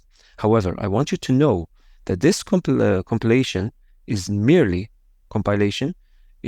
meant to practically systemize the method. So we do have 7 steps, and the 7 steps are extremely important, and they streamline and make things practical for all of you as practitioners. But the cornerstone of things is accessing the pre-state correctly. In reality, the key that lies behind the resolutions is in the ability to have the patient experience an emotional state that was present briefly before the first onset of his or her trauma. So can I ask a question here, Mohammed? So if the trauma happens while the baby is still in the uterus, what do you call it in English? Uterotraumas? Yeah. So is there a way to access also the pre-state? Great. Right now, we don't do that. Why? Because the thing is extremely vague. We cannot prove that a child actually, I'm pretty sure that a child is affected by traumas that happen during pregnancy. But some people take it as far, take it way even further, than they go before the conception and in a past life, etc., etc. Although it's possible that there is an effect, I'm pretty sure that karma does work in ways similar to that. But we cannot prove. And the epigenetics speaks about this. Epigenetics, of course, yeah. Yeah. Yeah, how we turn on and off the genes based on the way we feel. So yeah, I'm pretty sure that there is an effect. But the thing is, I prefer to say things when I have a proof, a direct proof. And right now, in the ReiK method, we don't do that. Okay, maybe we'll do it later. We will have something called the ReiK alchemy later, in which we will speak. So if you go with the blind procedure and the patient says that I feel, he describes something like the womb, or I read if you're asking them, did you experience this when you were 4 years old? Yes. 3 years old? Yes. 1 year old? Yes. And there, did you work with the? Yeah, we did here. But always, for now, you can say that almost always, if you look at a child that is maybe a year and a half years old running around the house, you can see that this child, generally speaking, will be spontaneous and happy, right? See, so we have a proof that at that age, things were normal. And it's good enough for now to take the person back to that time, okay? To avoid getting into vague terminologies that most of academic people would not respect. Okay. Yeah, but we will delve into that in a very responsible and hopefully, I know, scientific, accurate way, if I may. I know these things will remain vague, whatever we do, but we will inshallah find a way, maybe measure it using electrical instrumentation, seeing the effect on the body by navigating through certain memories, but we will do our best to always stay in the lines of being respected academically by providing good proof. Okay. Yeah. Okay, thank you. So this is a priority for me. Okay. So there are, of course, few additional tools that can assist in achieving this resolution. These tools will become more apparent as you go further through the book. So this is an introduction about the things that are gonna come, the tools, the steps that we will utilize to explain the ReiK method. You also notice that I place strong emphasis on the ability to offer good logical arguments. The ability to offer good arguments is actually an art. It's a skill that we develop, and we focus on that when you go to the next level, the level 2 in with the ReiK practitioners, being more proficient in logical arguments and actually handling also strong emotions by utilizing the reverse ReiK concept, which we will talk about later. So before the therapist gets to the therapist attempts to proceed with the course of the session. Providing good arguments will always pave the way by silencing the mind and overcoming any form of resistance that the patient can have. Having good arguments might not resolve the problem right away, but once we access the pre-state within the presence of the good arguments that you gave earlier, it will make things extremely easier, extremely better, and more, because it's more like that. The mind will have a new belief or more base to rely on. So I did access the pre-state, and I do know unconsciously now that cats do not have to be scary, right?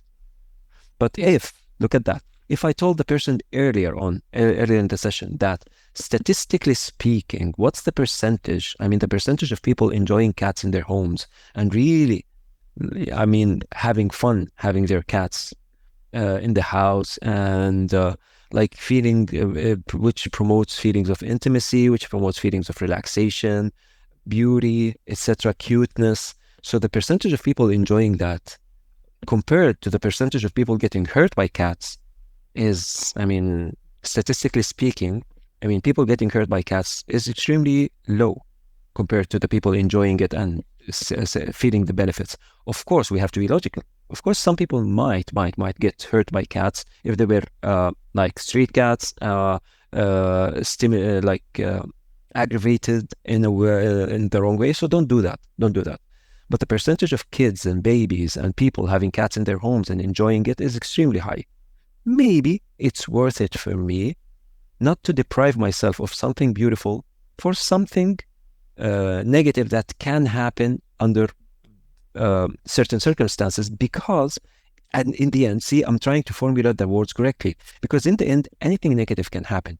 I might be eating something and la samhallah, choke on it, right? But that wouldn't prevent me from eating. And similarly, of course, an incident might happen with a cat, but at the same time, the number of people who are enjoying having beautiful cats on their laps, and like the cats being extremely loving and promoting like a positive energy in the house, etc., is way higher. So maybe it's worth considering that I shouldn't be depriving myself of something because of a fear, similar to me, for example, refusing to go down the stairs because I'm afraid to slip. I mean, I do go down the stairs carefully. That's logical. Is it possible for me to slip? Yes, it is possible for me to slip. But if I do it correctly, hopefully, inshallah, it wouldn't happen. I will do my best. But eventually, yeah, of course, I cannot control everything. I will do my best and then just let go and let God. And inshallah, as long as I'm doing my best, I'm satisfied that I am doing my best. I'm letting God guide the way. See, I'm trying to to provide good, solid logic for the thing. Then when we go to the first trauma and go and access the pre-state and have the person remember that as a child, see now we feel the shift. As a child, there was a time where you played with that little cat, little innocent small cat, and you just enjoyed playing with it. And that feeling is beautiful. Once we do that and we just go back to the first traumatic event and test the feeling against it, we will find that something is different. And I would ask that person, would you now be willing to put your hand on that cat? That person might be hesitant in the beginning, and I would again place my argument.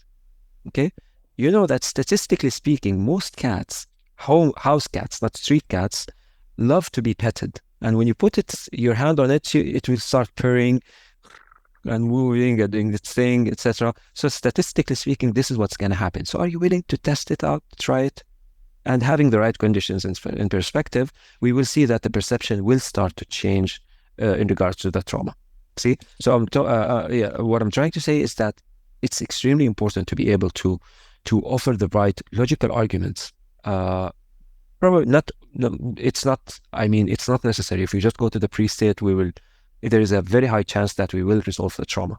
But having very wise and well-placed logical arguments does play a key role in like giving the mind something that it would rely on as a new foundation after we resolve the trauma. It's an art, and we will go through tough cases to explain this more and more. So I have a question also here, Mohammed. Do you think also to be for the session not to be interrupted is a key element in this ReiK process, or can you do it on several stages? It's just about bringing the logic and then the pre-state and so on.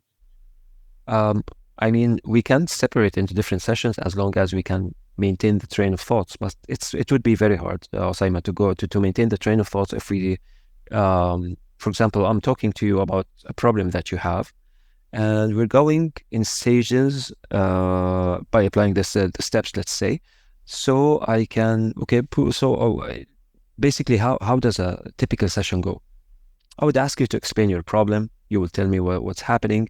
I would just ask for some examples to summon the emotional state. Then I would determine if I need to put a good argument before I continue, before I proceed. I would utilize a blind procedure to figure out when it began. Okay.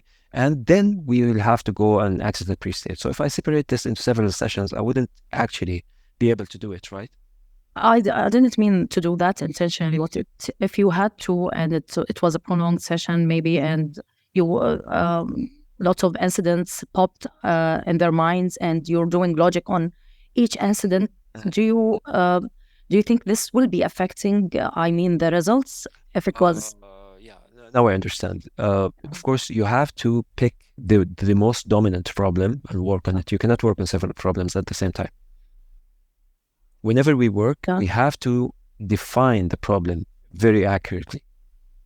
Even after I understand your point, but even after defining the problem, there are some incidents in the patient's, let's say, life that are exactly about the same problem, because a trauma can affect your behavior in many ways, and you will be repeating the pattern. So they come up, I remember this, and then no, I remember this incident, and you go with logic with all these incidents, or do you recommend just picking one and that's enough? I don't know if my question is clear. I do understand the question, Osama, but I would tell you that practically during the sessions, okay, most likely you wouldn't be facing this problem.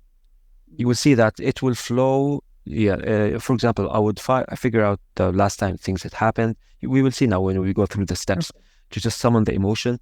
I might ask them for an intermediate event where the problem has happened, just to like solidify the emotional state more and more. And then we would utilize the blind procedure to go to the first incident. Okay. Sometimes, of course, they would say, this is the first incident, and they might change their minds. Yeah, they would say no, and it's okay. We will utilize the blind procedure again and go until they tell me, I feel this is the first time. But this thing wouldn't actually take more than 3-4 minutes. It happens very fast. So you don't give logical reasons with each memory that it pops, since it is. No. You just place it at the right times during the session. You will see as we practice, as we put more practical examples when we do different sessions with all of you. Okay. Yeah. So don't worry about that. Okay, so you'll also notice that I place strong emphasis. We talked about this, which is the importance of being proficient in providing good arguments before we continue to navigate to the first traumatic event. And it helps a lot. It's not necessary. A lot of the practitioners would say it is necessary. It's a good thing to do. But in reality, if we go to the pre-state, a shift will happen, even if we don't place arguments. But having the right logical argument, is like instilling wisdom in the person. So whether it was about cats or like a certain skill or fear of heights, etc., instilling the right wisdom, sometimes just by telling the person, for example, that you cannot control anything in life. That's a good argument. That's giving good wisdom, which is why logical arguments have to be solid. And we do need a good skill to provide good wisdom to the patients, because we don't want to say things that are going to fool them in a way or another. We don't want to win an argument by being, a smart XX. We don't want to do that. So what I want is to provide real wisdom in regards to the topic, which is what we do. So sometimes we tell people, for example, a person who's afraid of elevators, I would tell that person, of course, there's a possibility for that elevator to fail, but what's the percentage? Like millions and millions of people go through elevators every day, and you never hear of an elevator failing. So could it happen to me? Of course it could, but then it's just divine wisdom, because I can't choke while I eat or drink something, but that doesn't prevent me from eating.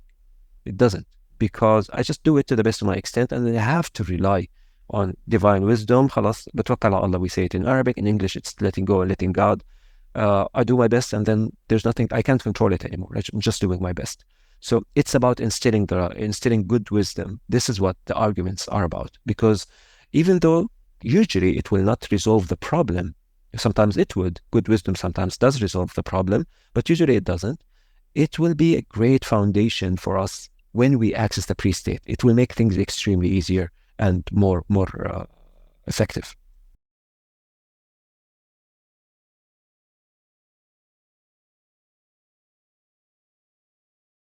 Okay, guys, so this is where the fun begins. Understanding the blind procedure. And the blind procedure is actually is one of the most important tools that we utilize when we're performing the ReiK method. And just like the name suggests, the blind procedure is performed by asking certain questions, to the patient, and just asking them to give us whatever answer comes to mind.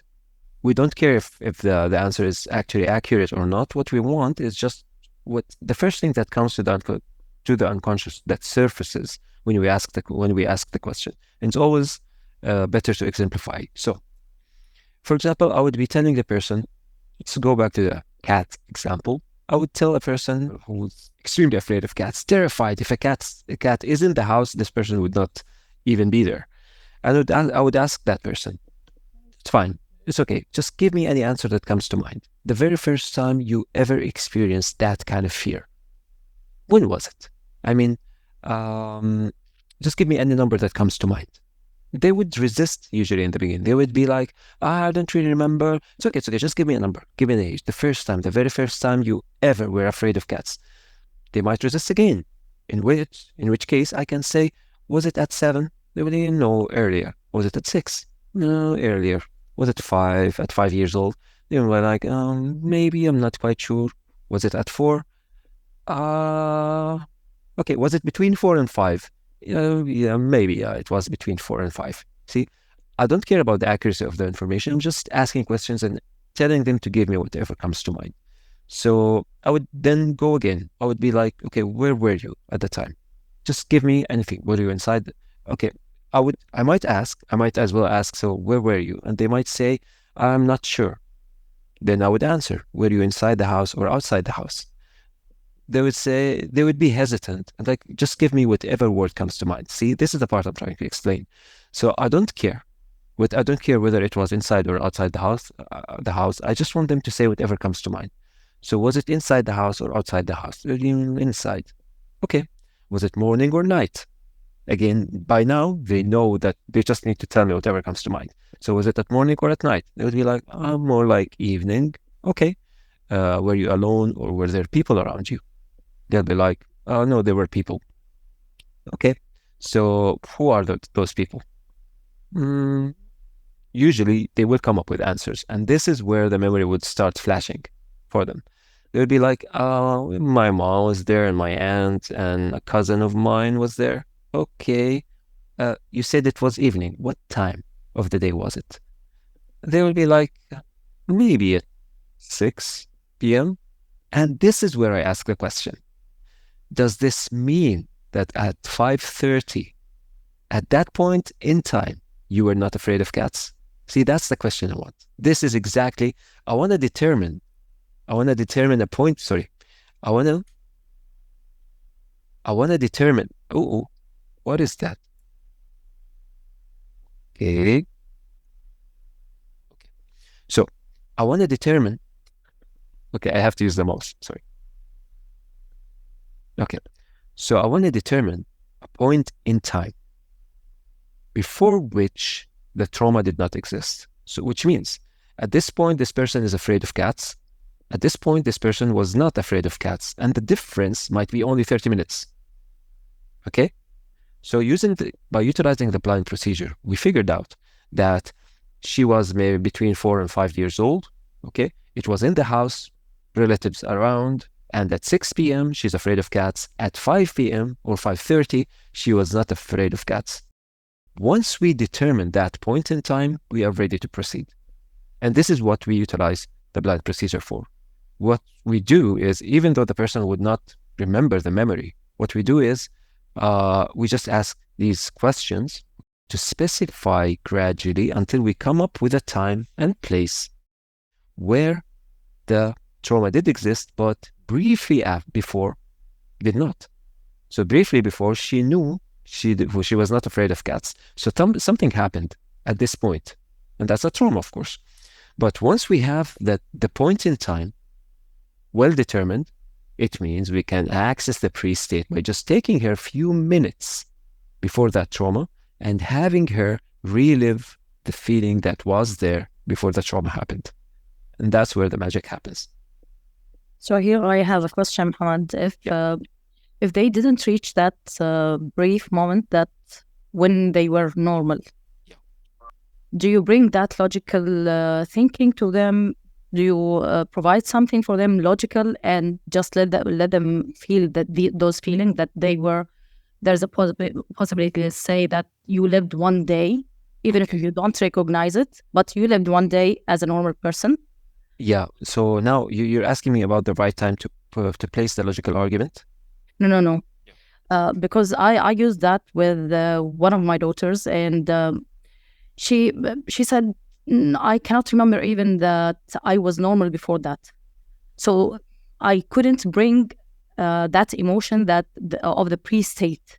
So do you give here a logical thing that there must be a moment that you lived I don't know.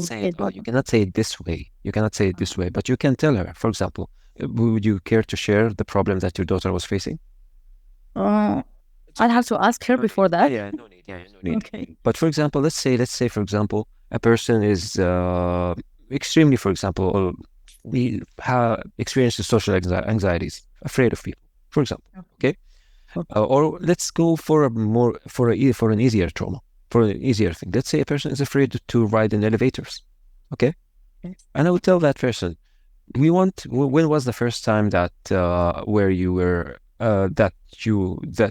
was the first time that you became afraid of riding in an elevator, getting into an elevator? Okay. This person might answer and say, I've always been afraid. I can't remember a time where I was not afraid. Okay. Look at that. So I would easily, logically tell the person, are you telling me that as a kid, like for example, at 2 or 3 years old, you never experienced getting into an elevator with your cousins and whoever is there and just pressing all the buttons and playing with it, and just playing with the buttons? Are you telling me that you never had that happen? You never had that memory? And most people, of course, I have to tweak if this person did not have the memory, but most people would say, yeah, there was a time where I did that. Okay. Just by saying that, I'm accessing the pre-state and some kind of change will happen because I very intelligently was able to make that person experience a pre-state, even though we did not actually navigate into the first trauma. Okay. But it's like it shares two in one. See, it's like an argument, and it also accesses the pre-state. Okay. Then we can this way I've simply proven right now that there was a time where you were not afraid. So when was the first time where you got traumatized and became afraid of riding in the elevator? Then we can work on the blind procedure because I've given him proof that it wasn't always that way. Okay. So it's fun. It's so much fun. But at the same time, it takes the calculator just came in. Sorry, guys. Okay. So it definitely gives some results in the first session.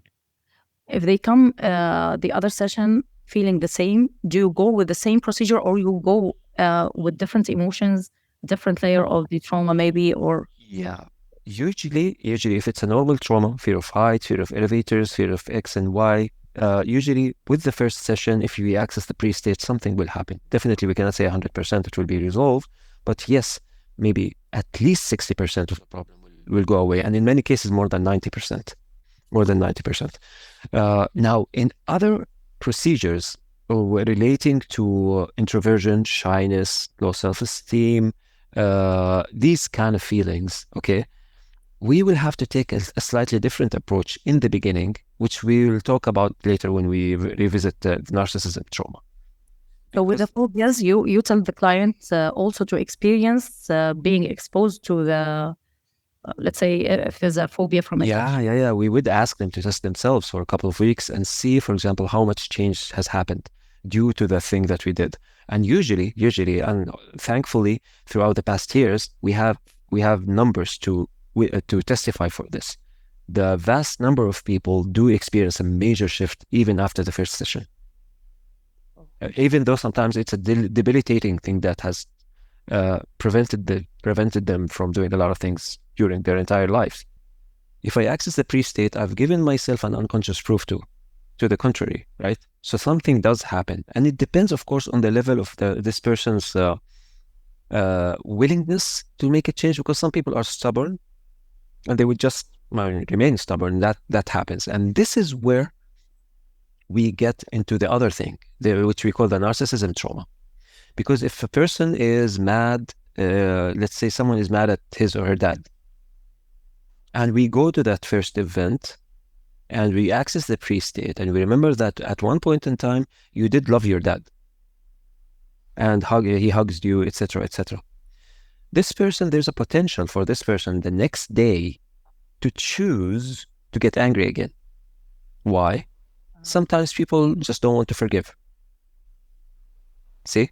Sometimes they get anger, they victimize themselves, but this happened to me because of you, etc., etc. So because of that, they re-summon the anger. But if you notice, cats, dogs, fear of heights, there is no anger factor. The So fact can that I it's give not you another example here that came to my mind from some Yeah, of the sure. cases? It's about the blenophobia, trypanophobia, the phobia from injections. And when I did the blind procedure, it went out, but the emotions that we began with were the fear from injection. But when she went back and the memory popped, it was about not the injection itself, but the trust with her parents, because they deceived her and they were holding her, and um, that she lost Responsible, yeah. that trust there. So you go back to a recent um, incident, maybe with loss of trust, or you just continue with the flow. That's the thing, Osama. Yeah, now if you want to go for trust issues and stuff like that, it gets more complicated, and we don't want to get ahead of ourselves. We're gonna explain it later, okay? But for example, as a trauma, fear of injections, you've seen that a shift does happen. At least the perception changes. At least she's more receptive, especially if I present the right arguments. See, because by putting the right arguments and going through the pre-state, for example, this is actually something that needs a lot of gumption to present. And for example, what argument can I give someone who is afraid of needles? I mean, needles do hurt, right? Needles do So hurt. it's not about the hurt with her. It was about that she's afraid to die while because of fear that she's having when she sees the injection. But then when we went to that event, she said, "You know what? The first moment that I had that fear, it wasn't about the injection itself, because I was looking at it in a normal way. Yeah. But with my parents, I saw the fear that they are afraid that I will be afraid. And Yeah. they were just trying to hold me, telling the nurses, just hold her, don't let her see." Yeah. And that was the trust points that happens. So Yeah. Here, she didn't experience any improvement. Yeah. That's what I'm curious. When she went for 2 weeks, she said, I'm even more afraid when I remembered. Yeah. I'm telling you, Sami, yeah, this is where it gets more complicated. And I bet that this person is an introverted person. No, no. I don't know if she's an extrovert, but inside she's an introvert. Because when I read her book, yeah, we would have to navigate through her relationship with people. For example, if she has, she's an extrovert. She has lots of social communication, and she's even presenting in front of people without being afraid. Yeah. So I didn't see any sign of. Great here. So I might be wrong with this, but for example, if you said trust issues, I will navigate through her relationship with her parents, her sense of safety inside the house. Okay, so she might be just exaggerating something, but and at the same time, she might be, for example, she might have problems in the house, loss of intimacy, being disconnected from the family, and maybe she did resort to friends to compensate for that. So we have to navigate, we have to check out all of these things to see, essentially, for example, if this person holds grudges. And I mean, people make mistakes. Even her parents would make mistakes. Yeah. Anybody would make mistakes. So, do you hold grudges and are incapable of forgiving people, or is this really an isolated incident? Maybe she is an extrovert, yeah, indeed, but she's afraid of needles. She's trying to justify, and just maybe we need to present more or better logical arguments along with going to the pre-state. Now, the reason I said this is tricky because a needle does hurt. I mean, a needle does hurt, right? But look at but with this client, it was so interesting because even speaking about the injection, imagining the injection, she will faint out. Sometimes she faints out. Yeah. That's why it was like that moment that she lost the trust. That's what she kept on repeating all the time, that I lost the trust there because I love my parents, I love everything, but I didn't trust them. That's why every time I go to have the injection, I feel like, please be clear with me, with her parents. Tell me that I'm going there. She's still angry at them. But if she was an extrovert, I would work on this trauma specifically. I wouldn't go for the trust issues for now. See? Because if she's an extrovert, it would be very easy. to handle the trust issues. But if she was introverted, that's a different issue, because it means the trust issues, she will have the trust issues with all people. She will have all the symptomologies that go with the trauma, which we will explain later, because it's a very long topic. But for now, for example, the fear of needles. Okay. This is like a logical argument exercise. I can show people, I'll tell you, okay, yeah, I have to be extremely honest. I mean, a needle does hurt. And your parents, for example, they know it hurts, and they did not know how to handle it, because you're a kid and you're going to cry and you have to hold you. So they're not perfect. They did not know how to handle it. So this begins the logical argument. So does a needle hurt? Yes. But I have to be intelligent in providing the argument. I would say not always, actually. Not always. Actually, there is something called, for example, subcutaneous. If any of you in here are doctors or nurses, subcutaneous injections are almost you would almost not feel anything if you do that, right? And I can actually, if I'm a good really therapist and I really want to help my patient, I would get a needle, okay, and I would demonstrate it. Look, if you just do that with the skin, you really feel nothing. You really feel nothing. You're doing that. So, and again, I have to be very logical. I would tell her, yes, needles can hurt, of course. It depends on the type, and because it doesn't always have to hurt. And there's a way to do it, and sometimes it's necessary to take them because of 1, 2, 3, 4, 5 under certain conditions. So, and I would present, see, I'm looking as I speak to you, Osama, I'm looking for good arguments to say. I would say, for example, if little kids are able to tolerate this pain, okay, and then get a candy or whatever. If little kids, you as an adult, I mean, come on, you can't tolerate this. You mentioned that, by the way. She mentioned that, and she was feeling more frustrated because even kids can do that, but I cannot do it. We have to be very intelligent in providing the argument. The problem with this one in particular is that I'm pretty sure we cannot find a pre-state where she took an injection, did not feel hurt. Yeah, exactly. Right? So it's tricky for this reason. But at the same time, we can present good arguments, and it would usually work. Yeah. We can leave this as a case when we practice, actually. I mean, when we start doing the practical examples and sessions, this would be a very interesting case. We can ask one of you, to act as if he's that patient who's afraid of needles, and we would do our best to resolve it by going to the... I can bring her, because this is the other daughter of mine. Oh, really? So I can bring her if she's willing to. That would be very interesting. If she doesn't mind, we would do that. Yeah. Okay. Yeah. On the fourth day, it will be all practice. Okay. On the fifth day, it will be Q&A, and we will answer any questions and make things clear for anybody who doesn't understand anything. So probably you can prepare her for the fourth day, because we're gonna do a lot of practice. I'm gonna do some sessions in front of you, and we're gonna have you guys do sessions also to practice, and I will comment on them, etc., etc. Beautiful. Okay. Nice. Okay. Thank you. Right. Let's continue. So like we said, guys, the blind procedure is one of the most vital tools through which we are able to go back to the first incident in order to access the pre-state successfully. So we utilize it to figure out that point in time when the problem has happened. Let's go through the text to make sure that we're covering everything. So the blind procedure, like we said, is one of the most vital tools. It involves asking the patient few questions to get spontaneous answers without having to think about them. Just give me spontaneous answers. Interestingly, the accuracy of the information obtained is insignificant. I don't care what the information he's giving me, inside the house, outside the house, at what time. I don't care, but I do care about the fact that we are determining a point in time by doing this procedure. So inside the house, at 4 years old, at time, etc., like we did earlier.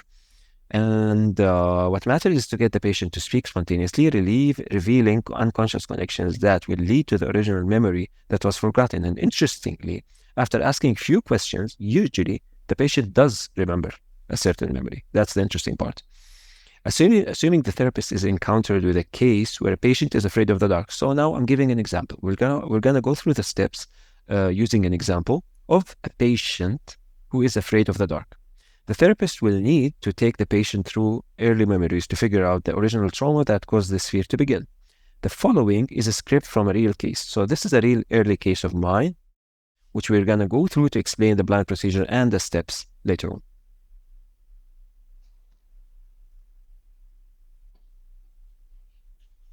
All right. So the therapist.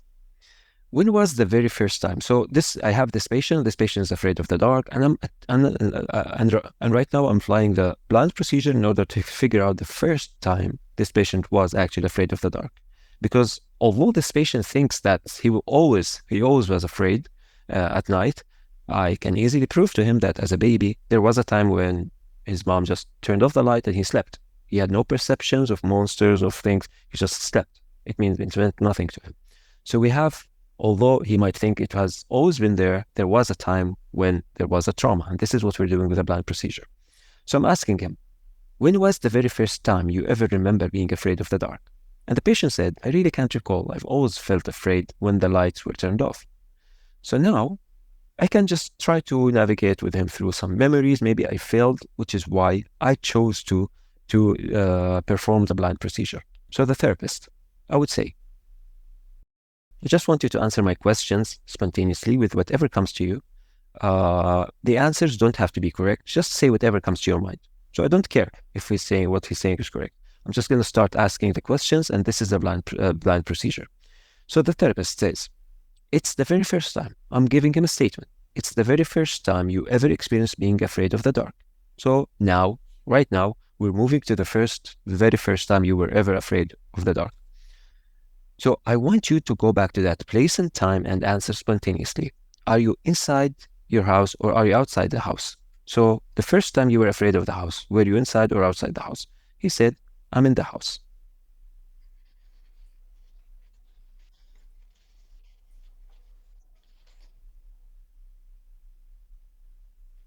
Okay, so I would ask, where exactly?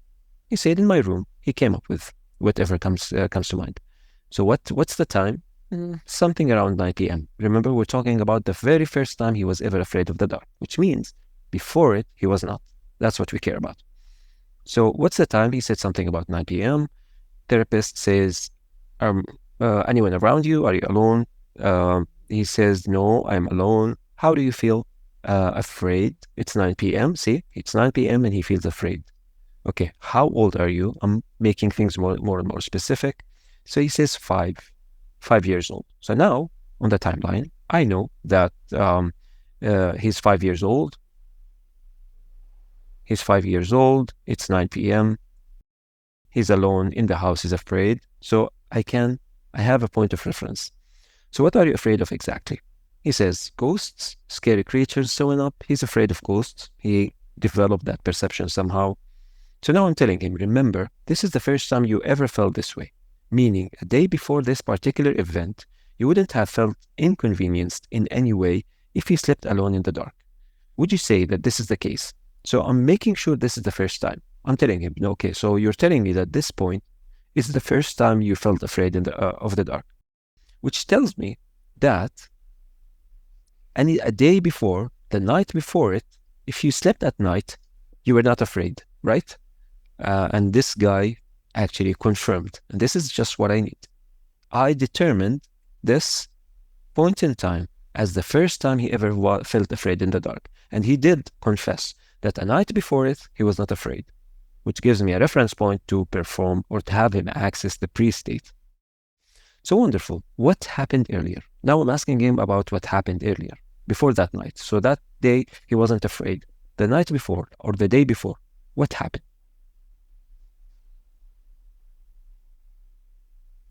So he's telling me, I was at my cousin's house earlier. He showed me a tape of Michael Jackson's Thriller where there was a moment where he turns into a werewolf. His eyes turn yellow. It was very horrible for me to see. So he's telling me about the event. He was, the day before, apparently he was at his cousin's house, and he saw a tape of a scary thing in front of him. The character turned into a werewolf, his eyes turned yellow, etc. And it was very scary. And this was the first time you ever felt afraid of such creatures. And he said, yes, ever after I'd imagined monsters coming to haunt me at night. Nice. So this kid was sleeping at night normally in the darkness. He doesn't perceive anything scary. But when he saw that tape of Michael Jackson's Thriller, he developed this fear. And ever after, every night, he's afraid of things showing up, of monsters, of whatever, because of that trauma. See, what I care for in here, what I care about is that I have a reference point, which means I can tell him to go to the night before and imagine sleeping at night. And when he attempts to do that, I would tell him, okay, look at the dark. You're sleeping in bed the day before. And look at the dark, look around you. How do you feel? And he might say, I feel a little afraid. Or he might say, I feel afraid. And I can easily tell him, why do you feel afraid? Because at that point in time, looking at the darkness in front around you did not mean anything to you. So if you actually are in the right now perceiving yourself at the day before the event, if you're actually perceiving yourself correctly, you shouldn't be feeling afraid, because at that point you did not have any fears. So with that, I'm forcing him to summon and feel the pre-state. And once he does, of course, I might have to ask it for a few times before he actually perceives the state correctly. But once he does, immediately that instantaneous relaxation, that state of shift occurs. And this is exactly what we want. Great.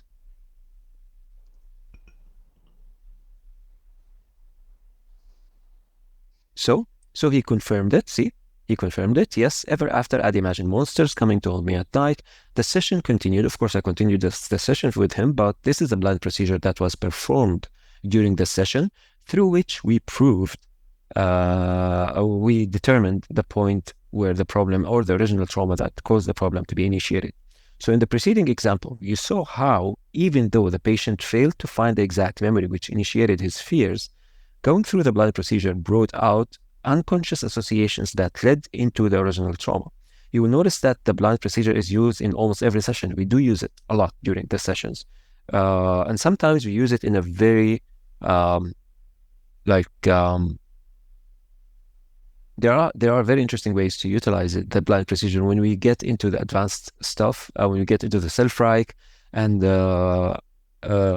there will be applications, okay, for the blind procedure in a faster, quicker way that does the same thing without having to resort to a long session. So we're going to talk about this again later.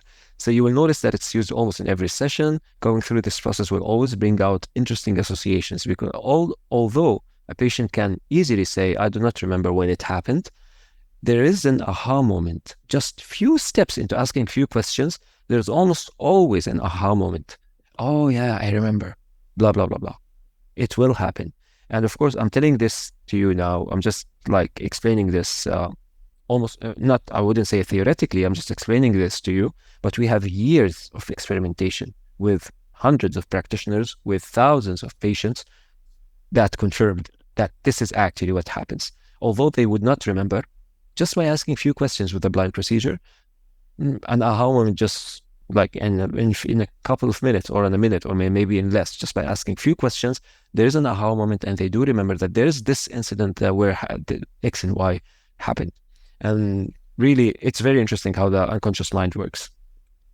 This makes it, yeah.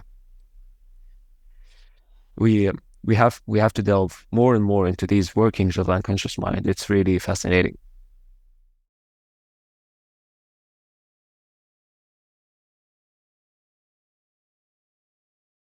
So the instantaneous relaxation, like we stated, the instantaneous relaxation is the sudden feeling of relief that comes with the right perception of the pre-state. So if I'm afraid of cats, afraid of the dark, etc., if I can just perceive a moment of me being in the dark as a baby and looking around without having any fear, that's a pre-state. If I can perceive myself playing with a beautiful little kitty at a young age, I'm playing with it, she's a poor little kitty, etc. If I can perceive it for a moment, see, without even placing any logical arguments, something happens. And that state of relief that comes with experiencing the pre-state is what in the ReiK method we call instantaneous relaxation. So understanding the concept of the instantaneous relaxation is also extremely vital to the implementation of the ReiK method. This moment is where the magic happens. and it's the moment at which the trauma begins to dissolve.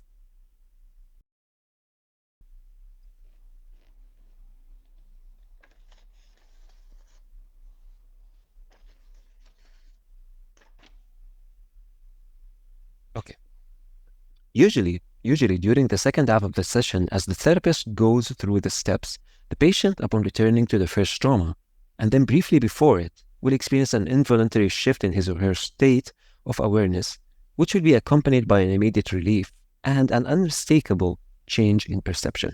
So this is, like we said, that what we termed as the instantaneous relaxation, simply accessing the pre-state and having the person and the therapist actually feel that sense of involuntary relaxation, or even in the muscles, on the muscular level, that's involuntary state of relief just by re-experiencing the emotional state that preceded the trauma. So it's the moment when the patient realizes that the problem hasn't always been there. So it can be another way. And that there was a time when he or she has lived without being bothered by this inconveniencing state. Remember, what we're doing right here is giving the unconscious mind this an irrefutable proof that things can be a different way, because there was a point in time where you did not have the problem. So this works on the unconscious level, because again, if I keep giving logical arguments, I might have some results, but clearly what happens in here is involuntary and unconscious, even though I'm not providing any logical arguments in this process. So once a glimpse of this state is accessed, okay, once I experience this state of relaxation, even for a flash of a second, by summoning the right mental image, the pre-state, the tension in the patient's body and on his or her face will relax involuntarily. Breathing will slow down, and the patient will experience a shift into a beautiful and peaceful state. And most likely, the patient, to a reasonable degree, will no longer feel bothered by the problem the way it was briefly before. This involuntary state of relaxation that occurs once the patient relives a moment from before the onset of his or her trauma is what I've come to call the instantaneous relaxation. So by performing the blind procedure, what we're trying to do is find a reference point from where we can navigate a little bit earlier in order to access the pre-state correctly, through which we will give an unconscious proof to the unconscious mind. And like we said, with that, a state of relaxation happens, which signifies the change. And it's really strange, guys, because if I'm afraid of cats, or afraid of heights, or afraid of elevators, etc., just by experiencing for a flash of a second that pre-state, the change that happens is almost always no less than 60%, even though this problem might be there for the entire course of a person's life. So you will see that more and more as you practice and as you experiment with this. But already a lot of you have already tried this out, even the new people who are with us, some of you have always been practicing this for a while and are just interested in becoming practitioners, but they have already tested this out and seen the results. So this change. Can I ask you here a question? Yeah. You mentioned that it is working if even you didn't go to the logical reasoning. So the base of this is to remind the unconscious that you lived as a normal person one day. So even if you didn't go to the logical, maybe reasoning or conversation, it should make it has an effect. Yes, Osama. Yes. Okay. It does have an effect, even if we do not go for we do not present logical arguments, which is better to do, of course. If we can't provide good wisdom, that's a good thing. But even if we don't do that, still, just by accessing the pre-state, really something happens. A shift. Okay, I would the way I would term it is a shift in perception. There is a shift of perception simply because I have a proof against my problem. Yeah, that's a nice thing. Okay, thank you.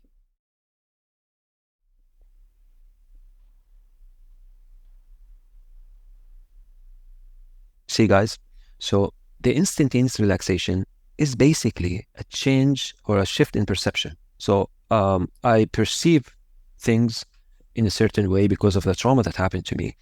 And the moment I really relive a pre-state or relive a state successfully with proof, because it was me who went through that pre-state at one point in time, the moment I relive that pre-state, even if it's not related to time and space, actually, it all happens instantaneously, which is why I call it the instantaneous relaxation, because all I need is just a flash of a moment where I perceive that pre-state correctly. And really what happens is a shift in perception. I used to see this thing as all scary. Now I doubt that belief. It doesn't have to be scary. One day it wasn't that way, which is what causes actually the solution of the trauma, in part or in full. Okay, but something happens just by doing that. So this change in state and perception confirms that the trauma has been successfully tackled, although the problem might not dissolve entirely at the moment. An improvement that is often no less than 60 to 70% should be witnessed almost immediately. This moment of relaxation is exactly what the therapist should be looking for during the session. So if I have a session with a patient, this moment of relaxation is what I'm looking for. So if I spend the session providing logical arguments, even if they were good logical arguments, it's not really a ReiK session, except for specific cases where we have to provide certain arguments before we proceed. In particular, when we talk about narcissism, which I'll explain also later. But accessing the pre-state and having that feeling is the core of what we're doing. So yeah, we can provide good logical arguments, we can navigate through the incidents, but unless we utilize something like the blind procedure to get into the first event and using that access the pre-state, it wouldn't be a ReiK session. So, but there I have a question regarding the blind procedure. Yes. I was wondering, like, it was proven that those information that we get from the blind procedure are right, are correct, or at least they are close to the reality. Now, where do these informations that we get from the blind procedure are located? Like, are those like linked to our brain, our thoughts, our soul? I don't know. So what do you think? This is an interesting question, Manal. I would quote a brain surgeon, 40 years brain surgeon, and he said, there's one thing that I know, memories are not stored in the brain. Actually, Carl Jung had a near-death experience, and because of that, he changed the course of his writings, because he realized that it's not in the brain. Okay. Yeah. So, would we call it soul? Would we call it, I don't know what we would call it, but definitely we are not this physical body. So we inhabit this physical body. Now, if this physical body has a defect, it will definitely pose limitations. For example, a normal soul might inhabit a body with a defect in the brain, which causes us to act in a certain way. That's a possibility. And traumas do have an effect on the physical body, of course. That's another possibility. What I found using the blind procedure is that sometimes it is referring to a real condition that happened. Let's say if the client is imagining that she was wearing a white dress, wearing red shoes, and in that room, sometimes the connection between the cells says that, yeah, I remember that I was there one day wearing that, or my mom told me that, yeah, you were doing this and this. So sometimes it is realistic and it is from the unconscious, but what you said is also logical, I think. Yeah, see, exactly. Yeah. So sometimes both both theories are valid, because like, for example, physical problems, they do have a physical factor and they do have a psychological factor. Okay, and sometimes it's a combination of the two. So sometimes it's merely physical, sometimes it's merely psychological, and sometimes it is a combination. So they both hold, of course, yeah. So, but one thing is certain, if you are outside the scope of your body, I mean, it's still subjective, of course, but I'm still functioning with the same memory. So I do know that the soul, the thing that inhabits this body, is actually not limited by, memories are not stored in here. Yeah, they are sold in the field, what do we call it? I don't know. But I mean, see, it's consciousness. That's the secret of existence. That's the thing that we cannot explain. So the other point is about the trauma response. Sometimes it disables the rational thinking. So what you're doing here in the blind procedure is that giving that logic that you were normal one day, it is like enabling the rational thinking that was disabled at that moment of the shocking maybe experience. It's giving an unconscious proof. Yeah, it's a proof. I mean, you cannot refute it. You cannot refute that some people enjoy playing with cats. You cannot refute that you one day did not have a problem playing with kittens until the trauma happened. See, that alone has an effect. Just by accessing the feeling. Well, sometimes we don't even have to perform. We don't have to perform a long procedure. Just by utilizing the right words, like Sabrine told us in the beginning. I don't remember what I said, but as we talk, sometimes just utilizing the right words gives the person the perception of the pre-state correctly, which does its magic. See, so this is why we as therapists we have to be extremely intelligent in what we say and what words to use, because sometimes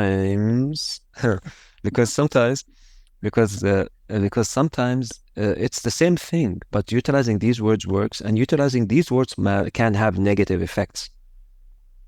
So it takes experience. Yeah. Okay, thank you. So this change in state and perception confirms that the trauma has been successfully tackled just by accessing what we called the instantaneous relaxation state, or just having that sense of relaxation happen as we perceive the pre-state correctly. So like we said, 60 to 70% almost in every case when we're dealing with normal traumas, of course, because there are details. When we're dealing with normal traumas, it's almost valid in every single case. So this moment of relaxation is exactly what the therapist should be looking for during the session. This is what we talked about. So basically, if we do not access the pre-state, we did not really perform a ReiK session, okay? Because this is the essence. The essence is to figure out the first time and to go and access the pre-state. And like we talked just now, like we said there right now, a very skilled therapist doesn't even have to utilize the blind procedure to navigate into the first event, because just by utilizing the right words, they can present the argument or present the words in a way that makes the patient feel that pre-state just by utilizing the right words. And we've given a few examples as we flowed briefly before, and we're going to be talking about that also later during the sessions. So in other words, if the patient did not show this sign of involuntary relaxation after perceiving his or her pre-state, see, for example, I might go and tell a person, you're now at 1 day before the first night ever you felt afraid of the dark. You're now 1 day before that, and you're at night, you're in bed, you're looking at the darkness. How do you feel? If the person did not really succeed in telling me, actually, I felt fine, I'm looking at the darkness and it means nothing to me. Just by saying these words, I'm pretty sure that each one of you is actually feeling something, just by saying these words. So I'm looking, it really means nothing to me. I'm looking at the night, the light is off and I'm gonna sleep. This signifies that this person actually is accessing the pre-state. He's actually feeling, summoning the feeling of how he was, or how it would be if he was not afraid of the dark. So if he was still telling me the night before, I'm looking at the darkness, I feel something. I'm not sure. I still feel afraid, etc. If he did not access actually that feeling, then we have to, as therapists, we have to keep going and keep throwing the right words, keep throwing the right logical arguments until we actually get this patient to experience that pre-state correctly, experience that emotional state correctly. And to make it even more clear, let's say a person is afraid of the dark, and no matter how hard I try, this person is not able to perceive himself looking at dark areas in the room without feeling afraid. So I can throw a sentence like telling the person, for example, okay, as a baby, was there a day where you were a baby, for example, your mom put you in the crib and she just turned off the light, and as a baby you just looked at the darkness and it meant nothing to you? It just, it's night, it's time to sleep, and you slept. Looking at the darkness, there's no perception of negative things, there's no perception of anything scary. As a child, as a baby, one day, you were able to look at the darkness once your mom turned off the light and just sleep. It meant nothing else to you. Was that day present? Was there a day for you? Is it possible for you, or let's say, it's impossible for you not to have experienced such a state one day in your childhood when you were a baby. And the person has to agree, right? He just cannot tell me, no, there was no day where I wasn't afraid of the dark. He cannot disagree. There definitely was a day as a baby where this meant nothing to him. See, as I say these words, where this meant nothing to you. Darkness, nothing. Just, the light is off. It means I'm sleeping. So just by saying the right words, something happens that the person actually experiences the state of being there, of experiencing this without having the fear, because I'm giving actually an irrefutable proof for that. So what I'm trying to say is that the therapist has to conclude the session by having the patient, making sure that the patient, even if for a flash of a second, okay, experience it correctly in the presence of the right arguments or wordings. What we want eventually is for him to experience that state, but of course we have to choose the right words for that. Okay, one last thing for that. Some of our friends are experimenting and doing very interesting experiments with babies, little children and babies who cannot even speak. And they're struggling, of course, because I can speak to a patient. I can tell a patient, okay, imagine going, I can perform the blind procedure, etc., etc. But what I can't do is I can't speak to a baby, right? So how can I actually have that baby experience that pre-state in order to resolve traumas? And even more interestingly, guys, we have practitioners and we have friends who successfully did that with animals. For example, we had a friend a practitioner friend who had a friend who had a parrot who was traumatized one day by a very loud noise, traumatized. And it went into a shock and even developed some physical problems and lost some of its شو يعني ريش بالإنجليزي يا جماعة؟ feathers, yeah. And lost some of its feathers during the process. So, and what she did was prepare an environment for that parrot that actually contained all the elements that were there before the event, but did not happen after the event, which reminded that parrot of the pre-state, of the state before the trauma or the shock that happened. They actually were successful in curing the problem of that parrot, and the behavior that became after the shock changed into the behavior that was there before the event, simply because they were able to navigate and find elements and memories, maybe smells, foods, etc., things that were present before the event but were not present after the event. So with that, they were able to summon the pre-state even with an animal. And our friends, like I said, are doing that with babies in a similar fashion. They're like recreating the environments that were there before the trauma and successfully resolving traumas that persisted ever after that child went through that traumatic event. And they are doing it successfully. And we'll hopefully be presenting a lot of cases that show for that. So this is very interesting. They know what kind of trauma he was opposed to. In which case? The babies. The baby. Say the bird, it's logically maybe a separation conflict or something that you realized as the owner of the parrot. But with babies, how did they recognize that he's living a conflict? What kind of things did they? Nice, very nice there. So one particular case, for example, that our friend told us about maybe like a week ago, okay, concerns a baby who actually changed behavior because one day he was taken by a relative like to play with, and the mother wasn't there, and this child got traumatized because of that incident, because it was looking for its mom, a very young child, I'm not sure, maybe 6 months old, but it was looking for its mom. His mom wasn't there, and he got traumatized and started crying. But the thing is, his behavior changed ever after. Fear of separation, fear of neglect, etc. So this child did develop these things after the trauma. And what they did was they recreated the same environment. See how brilliant that was. They recreated the same environment, the same incident, exactly the way it happened, but with the presence of the mom. Brilliant. I can understand the idea, but how did they do it in the presence of their mom if the conflict was about separation? Yeah, there were elements. Yeah. The room, the sense. Exactly. The room, the sense. For example, one of the elements was that relative took that child and went and sat in the car.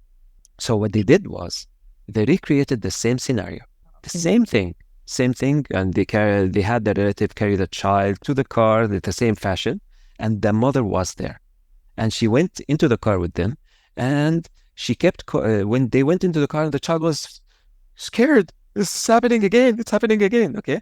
And the mom took him. I'm here. Don't worry, etc. She gave him back to the relatives, and she took him back again, and it resolved the trauma just by doing that. Like the Matrix re-imprinting, but they are doing it live. Yeah, it's like they did change. It's a bit different from accessing the free state, but you do get the gist that it's quite similar at the same time. We're just summoning the right feeling. We're summoning the right feeling, which is dissolving the trauma. Brilliant. This was a very brilliant experiment. And the one with the parrot, I mean, unbelievable. Yeah, thank you. Yeah. Beautiful, guys. Okay.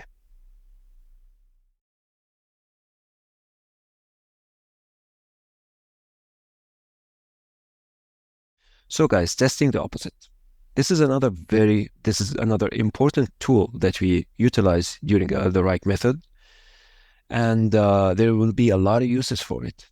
Other than the thing that we're going to be explaining right now in this chapter, we might not utilize it in every single session, but it's extremely vital and beneficial when we're trying to figure out or determine the exact source of the problem. For example, let's say in this example in front of us, we're saying imagine a patient who came for a session due to feeling depressed because he keeps getting neglected at work. So it's a classic case.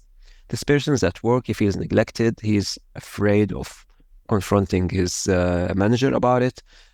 His peers get promoted, he does not speak up for himself, etc., etc. So he came for a session. He's trying to pinpoint, or he's trying to figure out the trauma that causes him to behave this way.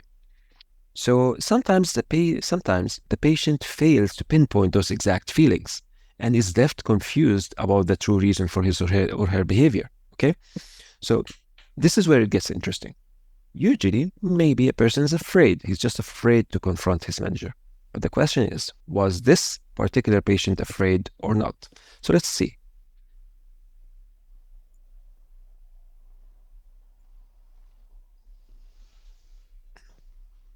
So the patient might say something like, I'm really not afraid of my manager. So this was the case in this particular session. He said, I'm not really afraid of my manager. We're actually friends. But still, I don't know what prevents me from talking to him about my well-deserved promotion. So he doesn't want to talk, or he can't talk to his manager about his well-deserved promotion, but he's really not afraid of the person. The manager is a friend of his.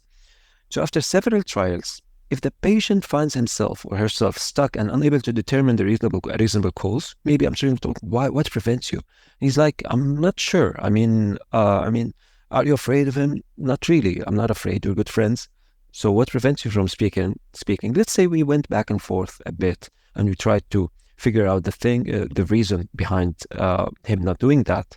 And at one point, the therapist might perform this procedure, testing the opposite. So at one point, let's say during the process, the therapist needs to make good notes of any significant slips of tongue. Normally, if I'm talking to a patient, I would try to watch for keywords, things that really signify or show what really is the problem. So in this case, I just had the person, let me show it by example, that's easier. So the following is an example from a real case. So the patient is saying, I keep losing opportunities and I never speak up when I should. My coworkers are constantly promoted before me, even though I'm more experienced, and I feel so bad about it. So this is the problem he's facing. The therapist, I would say, what stops you? So yeah, you're more experienced, and they're being promoted before you. So what stops you from speaking and talking to your manager about it? He said, I really don't know. I feel trapped. So I would say, can you recall the last time you found yourself wanting yet unable to speak to your manager?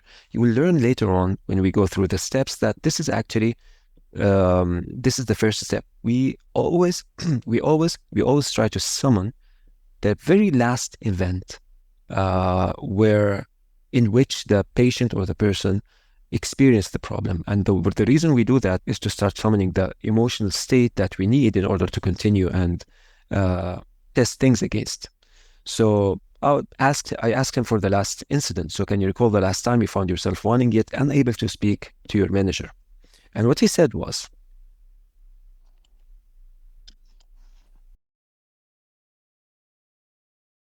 so he told me, there was a meeting last week. They had a meeting at the company, and I had a good idea to present to my manager, but I didn't. Instead, I talked about it to a coworker of mine who was sitting next to me, and who ended up telling the idea to my manager and actually took credit for it, and it made him feel extremely bad. So he had an idea, and he did not tell it to his manager. He talked to his coworker about it, and his coworker told the manager about it, and the manager liked it and praised the coworker with the person himself losing credit for it. So I'm asking him, I'm just exemplifying the procedure where I'm trying to figure out the problem, but I'm not getting an answer, in where I chose to utilize testing the opposite. Okay. So I'm telling him, what prevented you? Were you afraid? And he's telling me, no, I'm not sure. There was nothing for me to be afraid of. The manager is a nice person. He told me later that they're friends, etc. What did you feel? What prevented you from speaking up? So let's imagine that the conversation went back and forth for a while. So I'm asking him questions, but we are unable to pinpoint the exact reason which prevented him from talking or speaking to his manager. So now in here, I'll be testing the opposite, and it goes like this. I would tell him, okay, I want you to imagine as if you're in the meeting right now. You had a great idea and you immediately presented it to the manager naturally and confidently. Imagine doing that right now. What do you feel as you do so? So what I did is, immediately as exactly as the name suggests, I asked him, or I tested the opposite, okay, the opposite state. So instead of him being afraid of his manager, I told him, okay, imagine being confident and naturally telling your manager about it. Imagine standing up and telling me, I have an idea. 1, 2, 3, 4, 5. It's always beneficial for the therapist to act out the scenario, because acting out the scenario is a great way to deliver the emotional state. So I did that when I was talking to this particular patient. Yeah, I tell him, I want you to imagine like speaking up to your manager. Tell him, wait, I have an idea, and this idea is 1, 2, 3, 4, 5.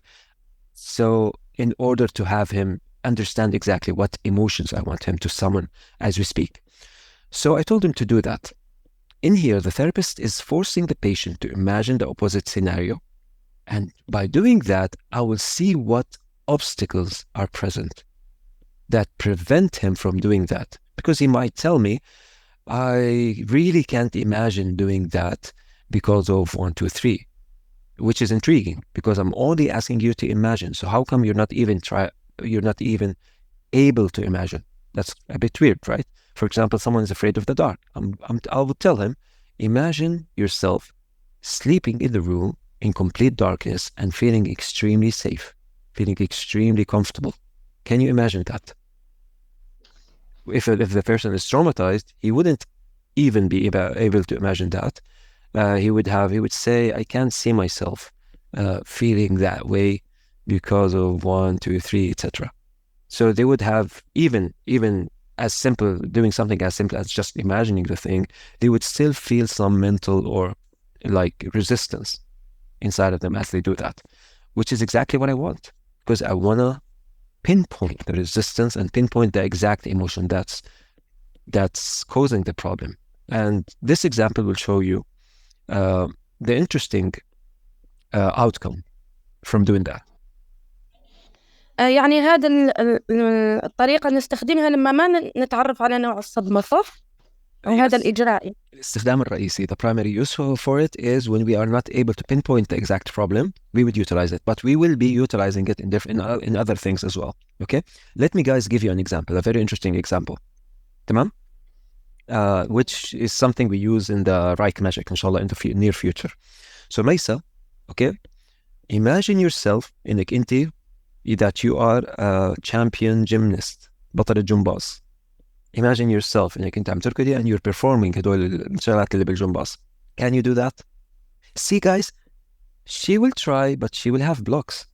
It's very typical of her to say, I don't feel that I can do that. I can't imagine doing that. It's just not me. Or it's just, see? Exactly. These are the blocks that we have اللي طلعنا فيهم, that we came up with just by utilizing a very simple question, testing the opposite, and through which I will navigate through these blocks, clear them, have you believe that you can do it if you want to, okay? Logically, طبعا, of course, تمام? And then you're all ready to practice if you want to do it. But as long as I have the idea, no, I cannot do it, no, I can't see myself doing that, of course you wouldn't. You wouldn't even practice. These are initial steps in the ReiK magic, إن شاء الله راح نيجي فيه. See it? Imagining the position itself, it is supposed to be normal. But since there are some traumas, it is not a... You can't even imagine yourself doing that. Oh, okay. See?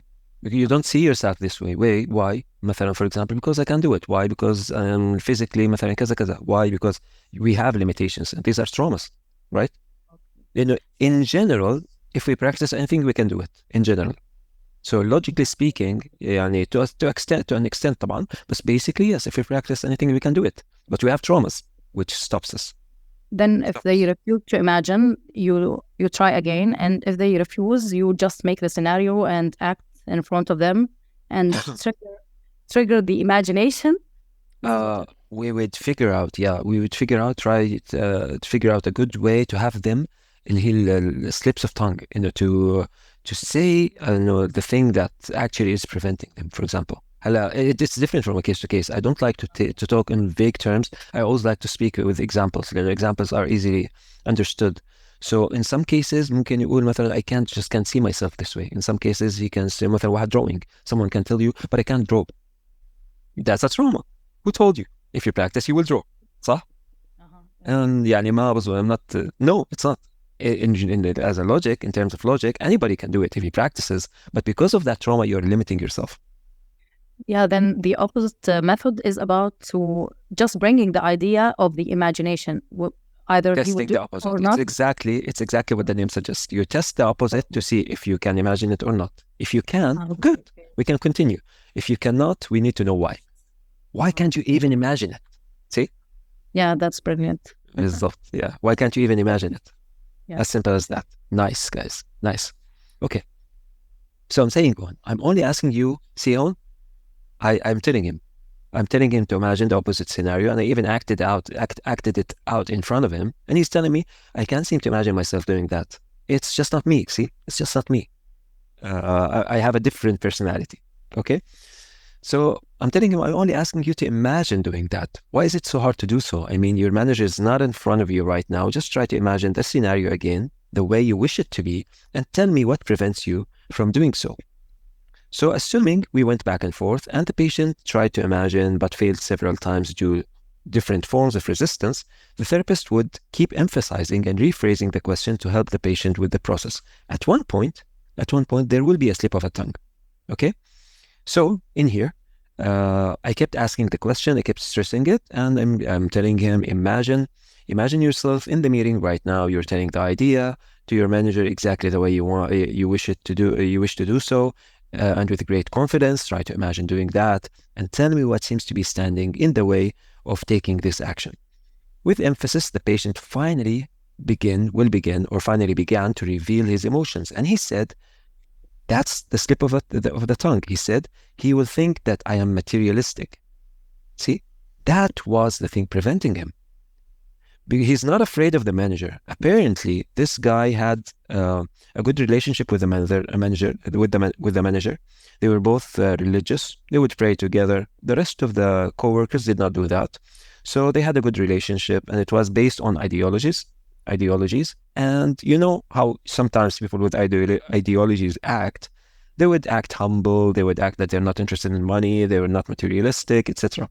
So apparently this person, although he's not afraid of the manager, he's afraid that he will change his perception of him if he talked about business ideas. You know, business ideas, they need gumption, they need marketing skills, they need to present things in a certain way. So he's afraid that if he talked in that fashion, his manager will change his perception and he's going to be disappointed in him if he did that.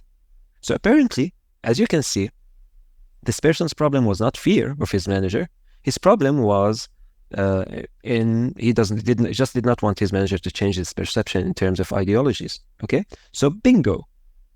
Now the therapist knows what kind of trauma this patient suffers from. Now I know what to work with.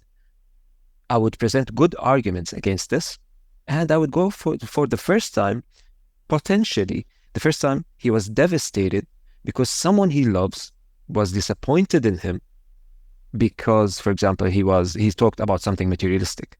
Maybe it was his dad, maybe it was a teacher at school, maybe the incident did not happen that way. Maybe simply, for example, let's say a teacher was explaining things at school about religion and about money is all evil and we should not care about that. We should just care about being good to people, etc., etc. Maybe it was an idea that was mispresented by a teacher at school or by his father.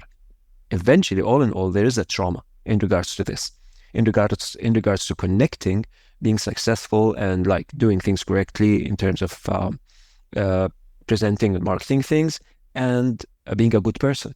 So there's a trauma somewhere. But how did I know that? How did I figure out that he was not afraid of his manager or of people around him? What was happening is that he was afraid of their perception or his manager's perception of him if he went forth and he talked about marketing ideas. See? So this testing the opposite enabled me to figure this out. And there are many scenarios where the therapist will find the utilization of testing the opposite extremely useful. And this will become more and more apparent with practice. And like I said, in the future, when we talk about the ReiK magic and we talk about different things like the self-ReiK, and especially when we are attempting to build skills, we will be utilizing this a lot. And it's going to be a lot of fun. So, yeah, guys. So, Mohammed, I have a question because what came to my mind when I saw the sentence materialistic, he's afraid of judgment. So is judgment something vague? We have to be more specific? Yes. Because I didn't interpret it the way you did. Yes. I thought different was right to the point, but yeah. Yeah, no, there's something in here actually. Okay, so I'm presenting this scenario as a simple trauma, right? Which we can handle, and we can handle it as a simple trauma. We can go to the first incident where he heard someone talk about things from the perspective we just explained, and figure out how he developed a perception about money and business and the way that it ended up happening. But in reality, there's a pattern with certain personalities, which we will explain later when we talk about introverted narcissism. Okay, so this person potentially does have this problem. And if we want to resolve his problems collectively, we might be taking a different approach in the beginning than we can navigate through secondary traumas like this one. Because there is the same symptom that we're seeing with this behavior is going to be apparently applied in different aspects in this person's life in different ways. So, which is why, if we want to, we can go for that approach and we resolve. You will learn later that we have something that we call the primary narcissism session. If a person has these symptoms, we must perform that session initially, then we can navigate through the secondary traumas. But for the benefit of this specific course, because we're not going to go for that for now, we are going to deal with like individual incidents as like simple and direct traumas. We're not going to delve further right now. It's going to happen later. Okay, Pete. Yeah. Thank you. Great, guys. This concludes the day. MashaAllah. The time passed very fast. It was a lot of fun. But hopefully tomorrow and after tomorrow we must finish the whole method with examples, and I have to give you also briefs about the reverse ReiK and the narcissism trauma. Let me just stop the sharing. And the narcissism trauma. So we gotta do that. We gotta do that in order to prepare ourselves on the fourth day to start practicing, because we're gonna go through some examples with you, and then I'm gonna have you guys do also live sessions in front of us to see how things are going with you. Okay, one last question. You mentioned that there's a level 2. Are you going to conduct some level 2 sessions later? I'll explain as we go, dear. Don't worry. Okay, so level 2, what we call level 2 in the ReiK method, is basically when a practitioner starts practicing and develops an experience of no less than 6 months of practice with actual patients, and is more proficient in throwing good logical arguments, and also like proficient in utilizing the reverse Reich concept, this is what we call level 2. Level 3 is actually being proficient in handling the narcissism trauma. And from that, we're going to go for the next levels. Okay. Yeah. And it's all going to be explained. Now, see, we're going to, in this course in English, we're going to be explaining basically the main concepts of the Reich, and we'll be practicing them. But soon in the future, we're going to have another workshop about narcissism in Arabic, and we're going to have also all the sub-courses in English, and it's all going to be available for all of you for free. So we have a journey, and once we do all of this, we're going to go to navigate, to go more, to start opening up the more advanced concepts, the sexual balance, the physical Reich, the Reich magic, the self Reich. We have a lot of work to do. So, يعني جهزوا حالكم.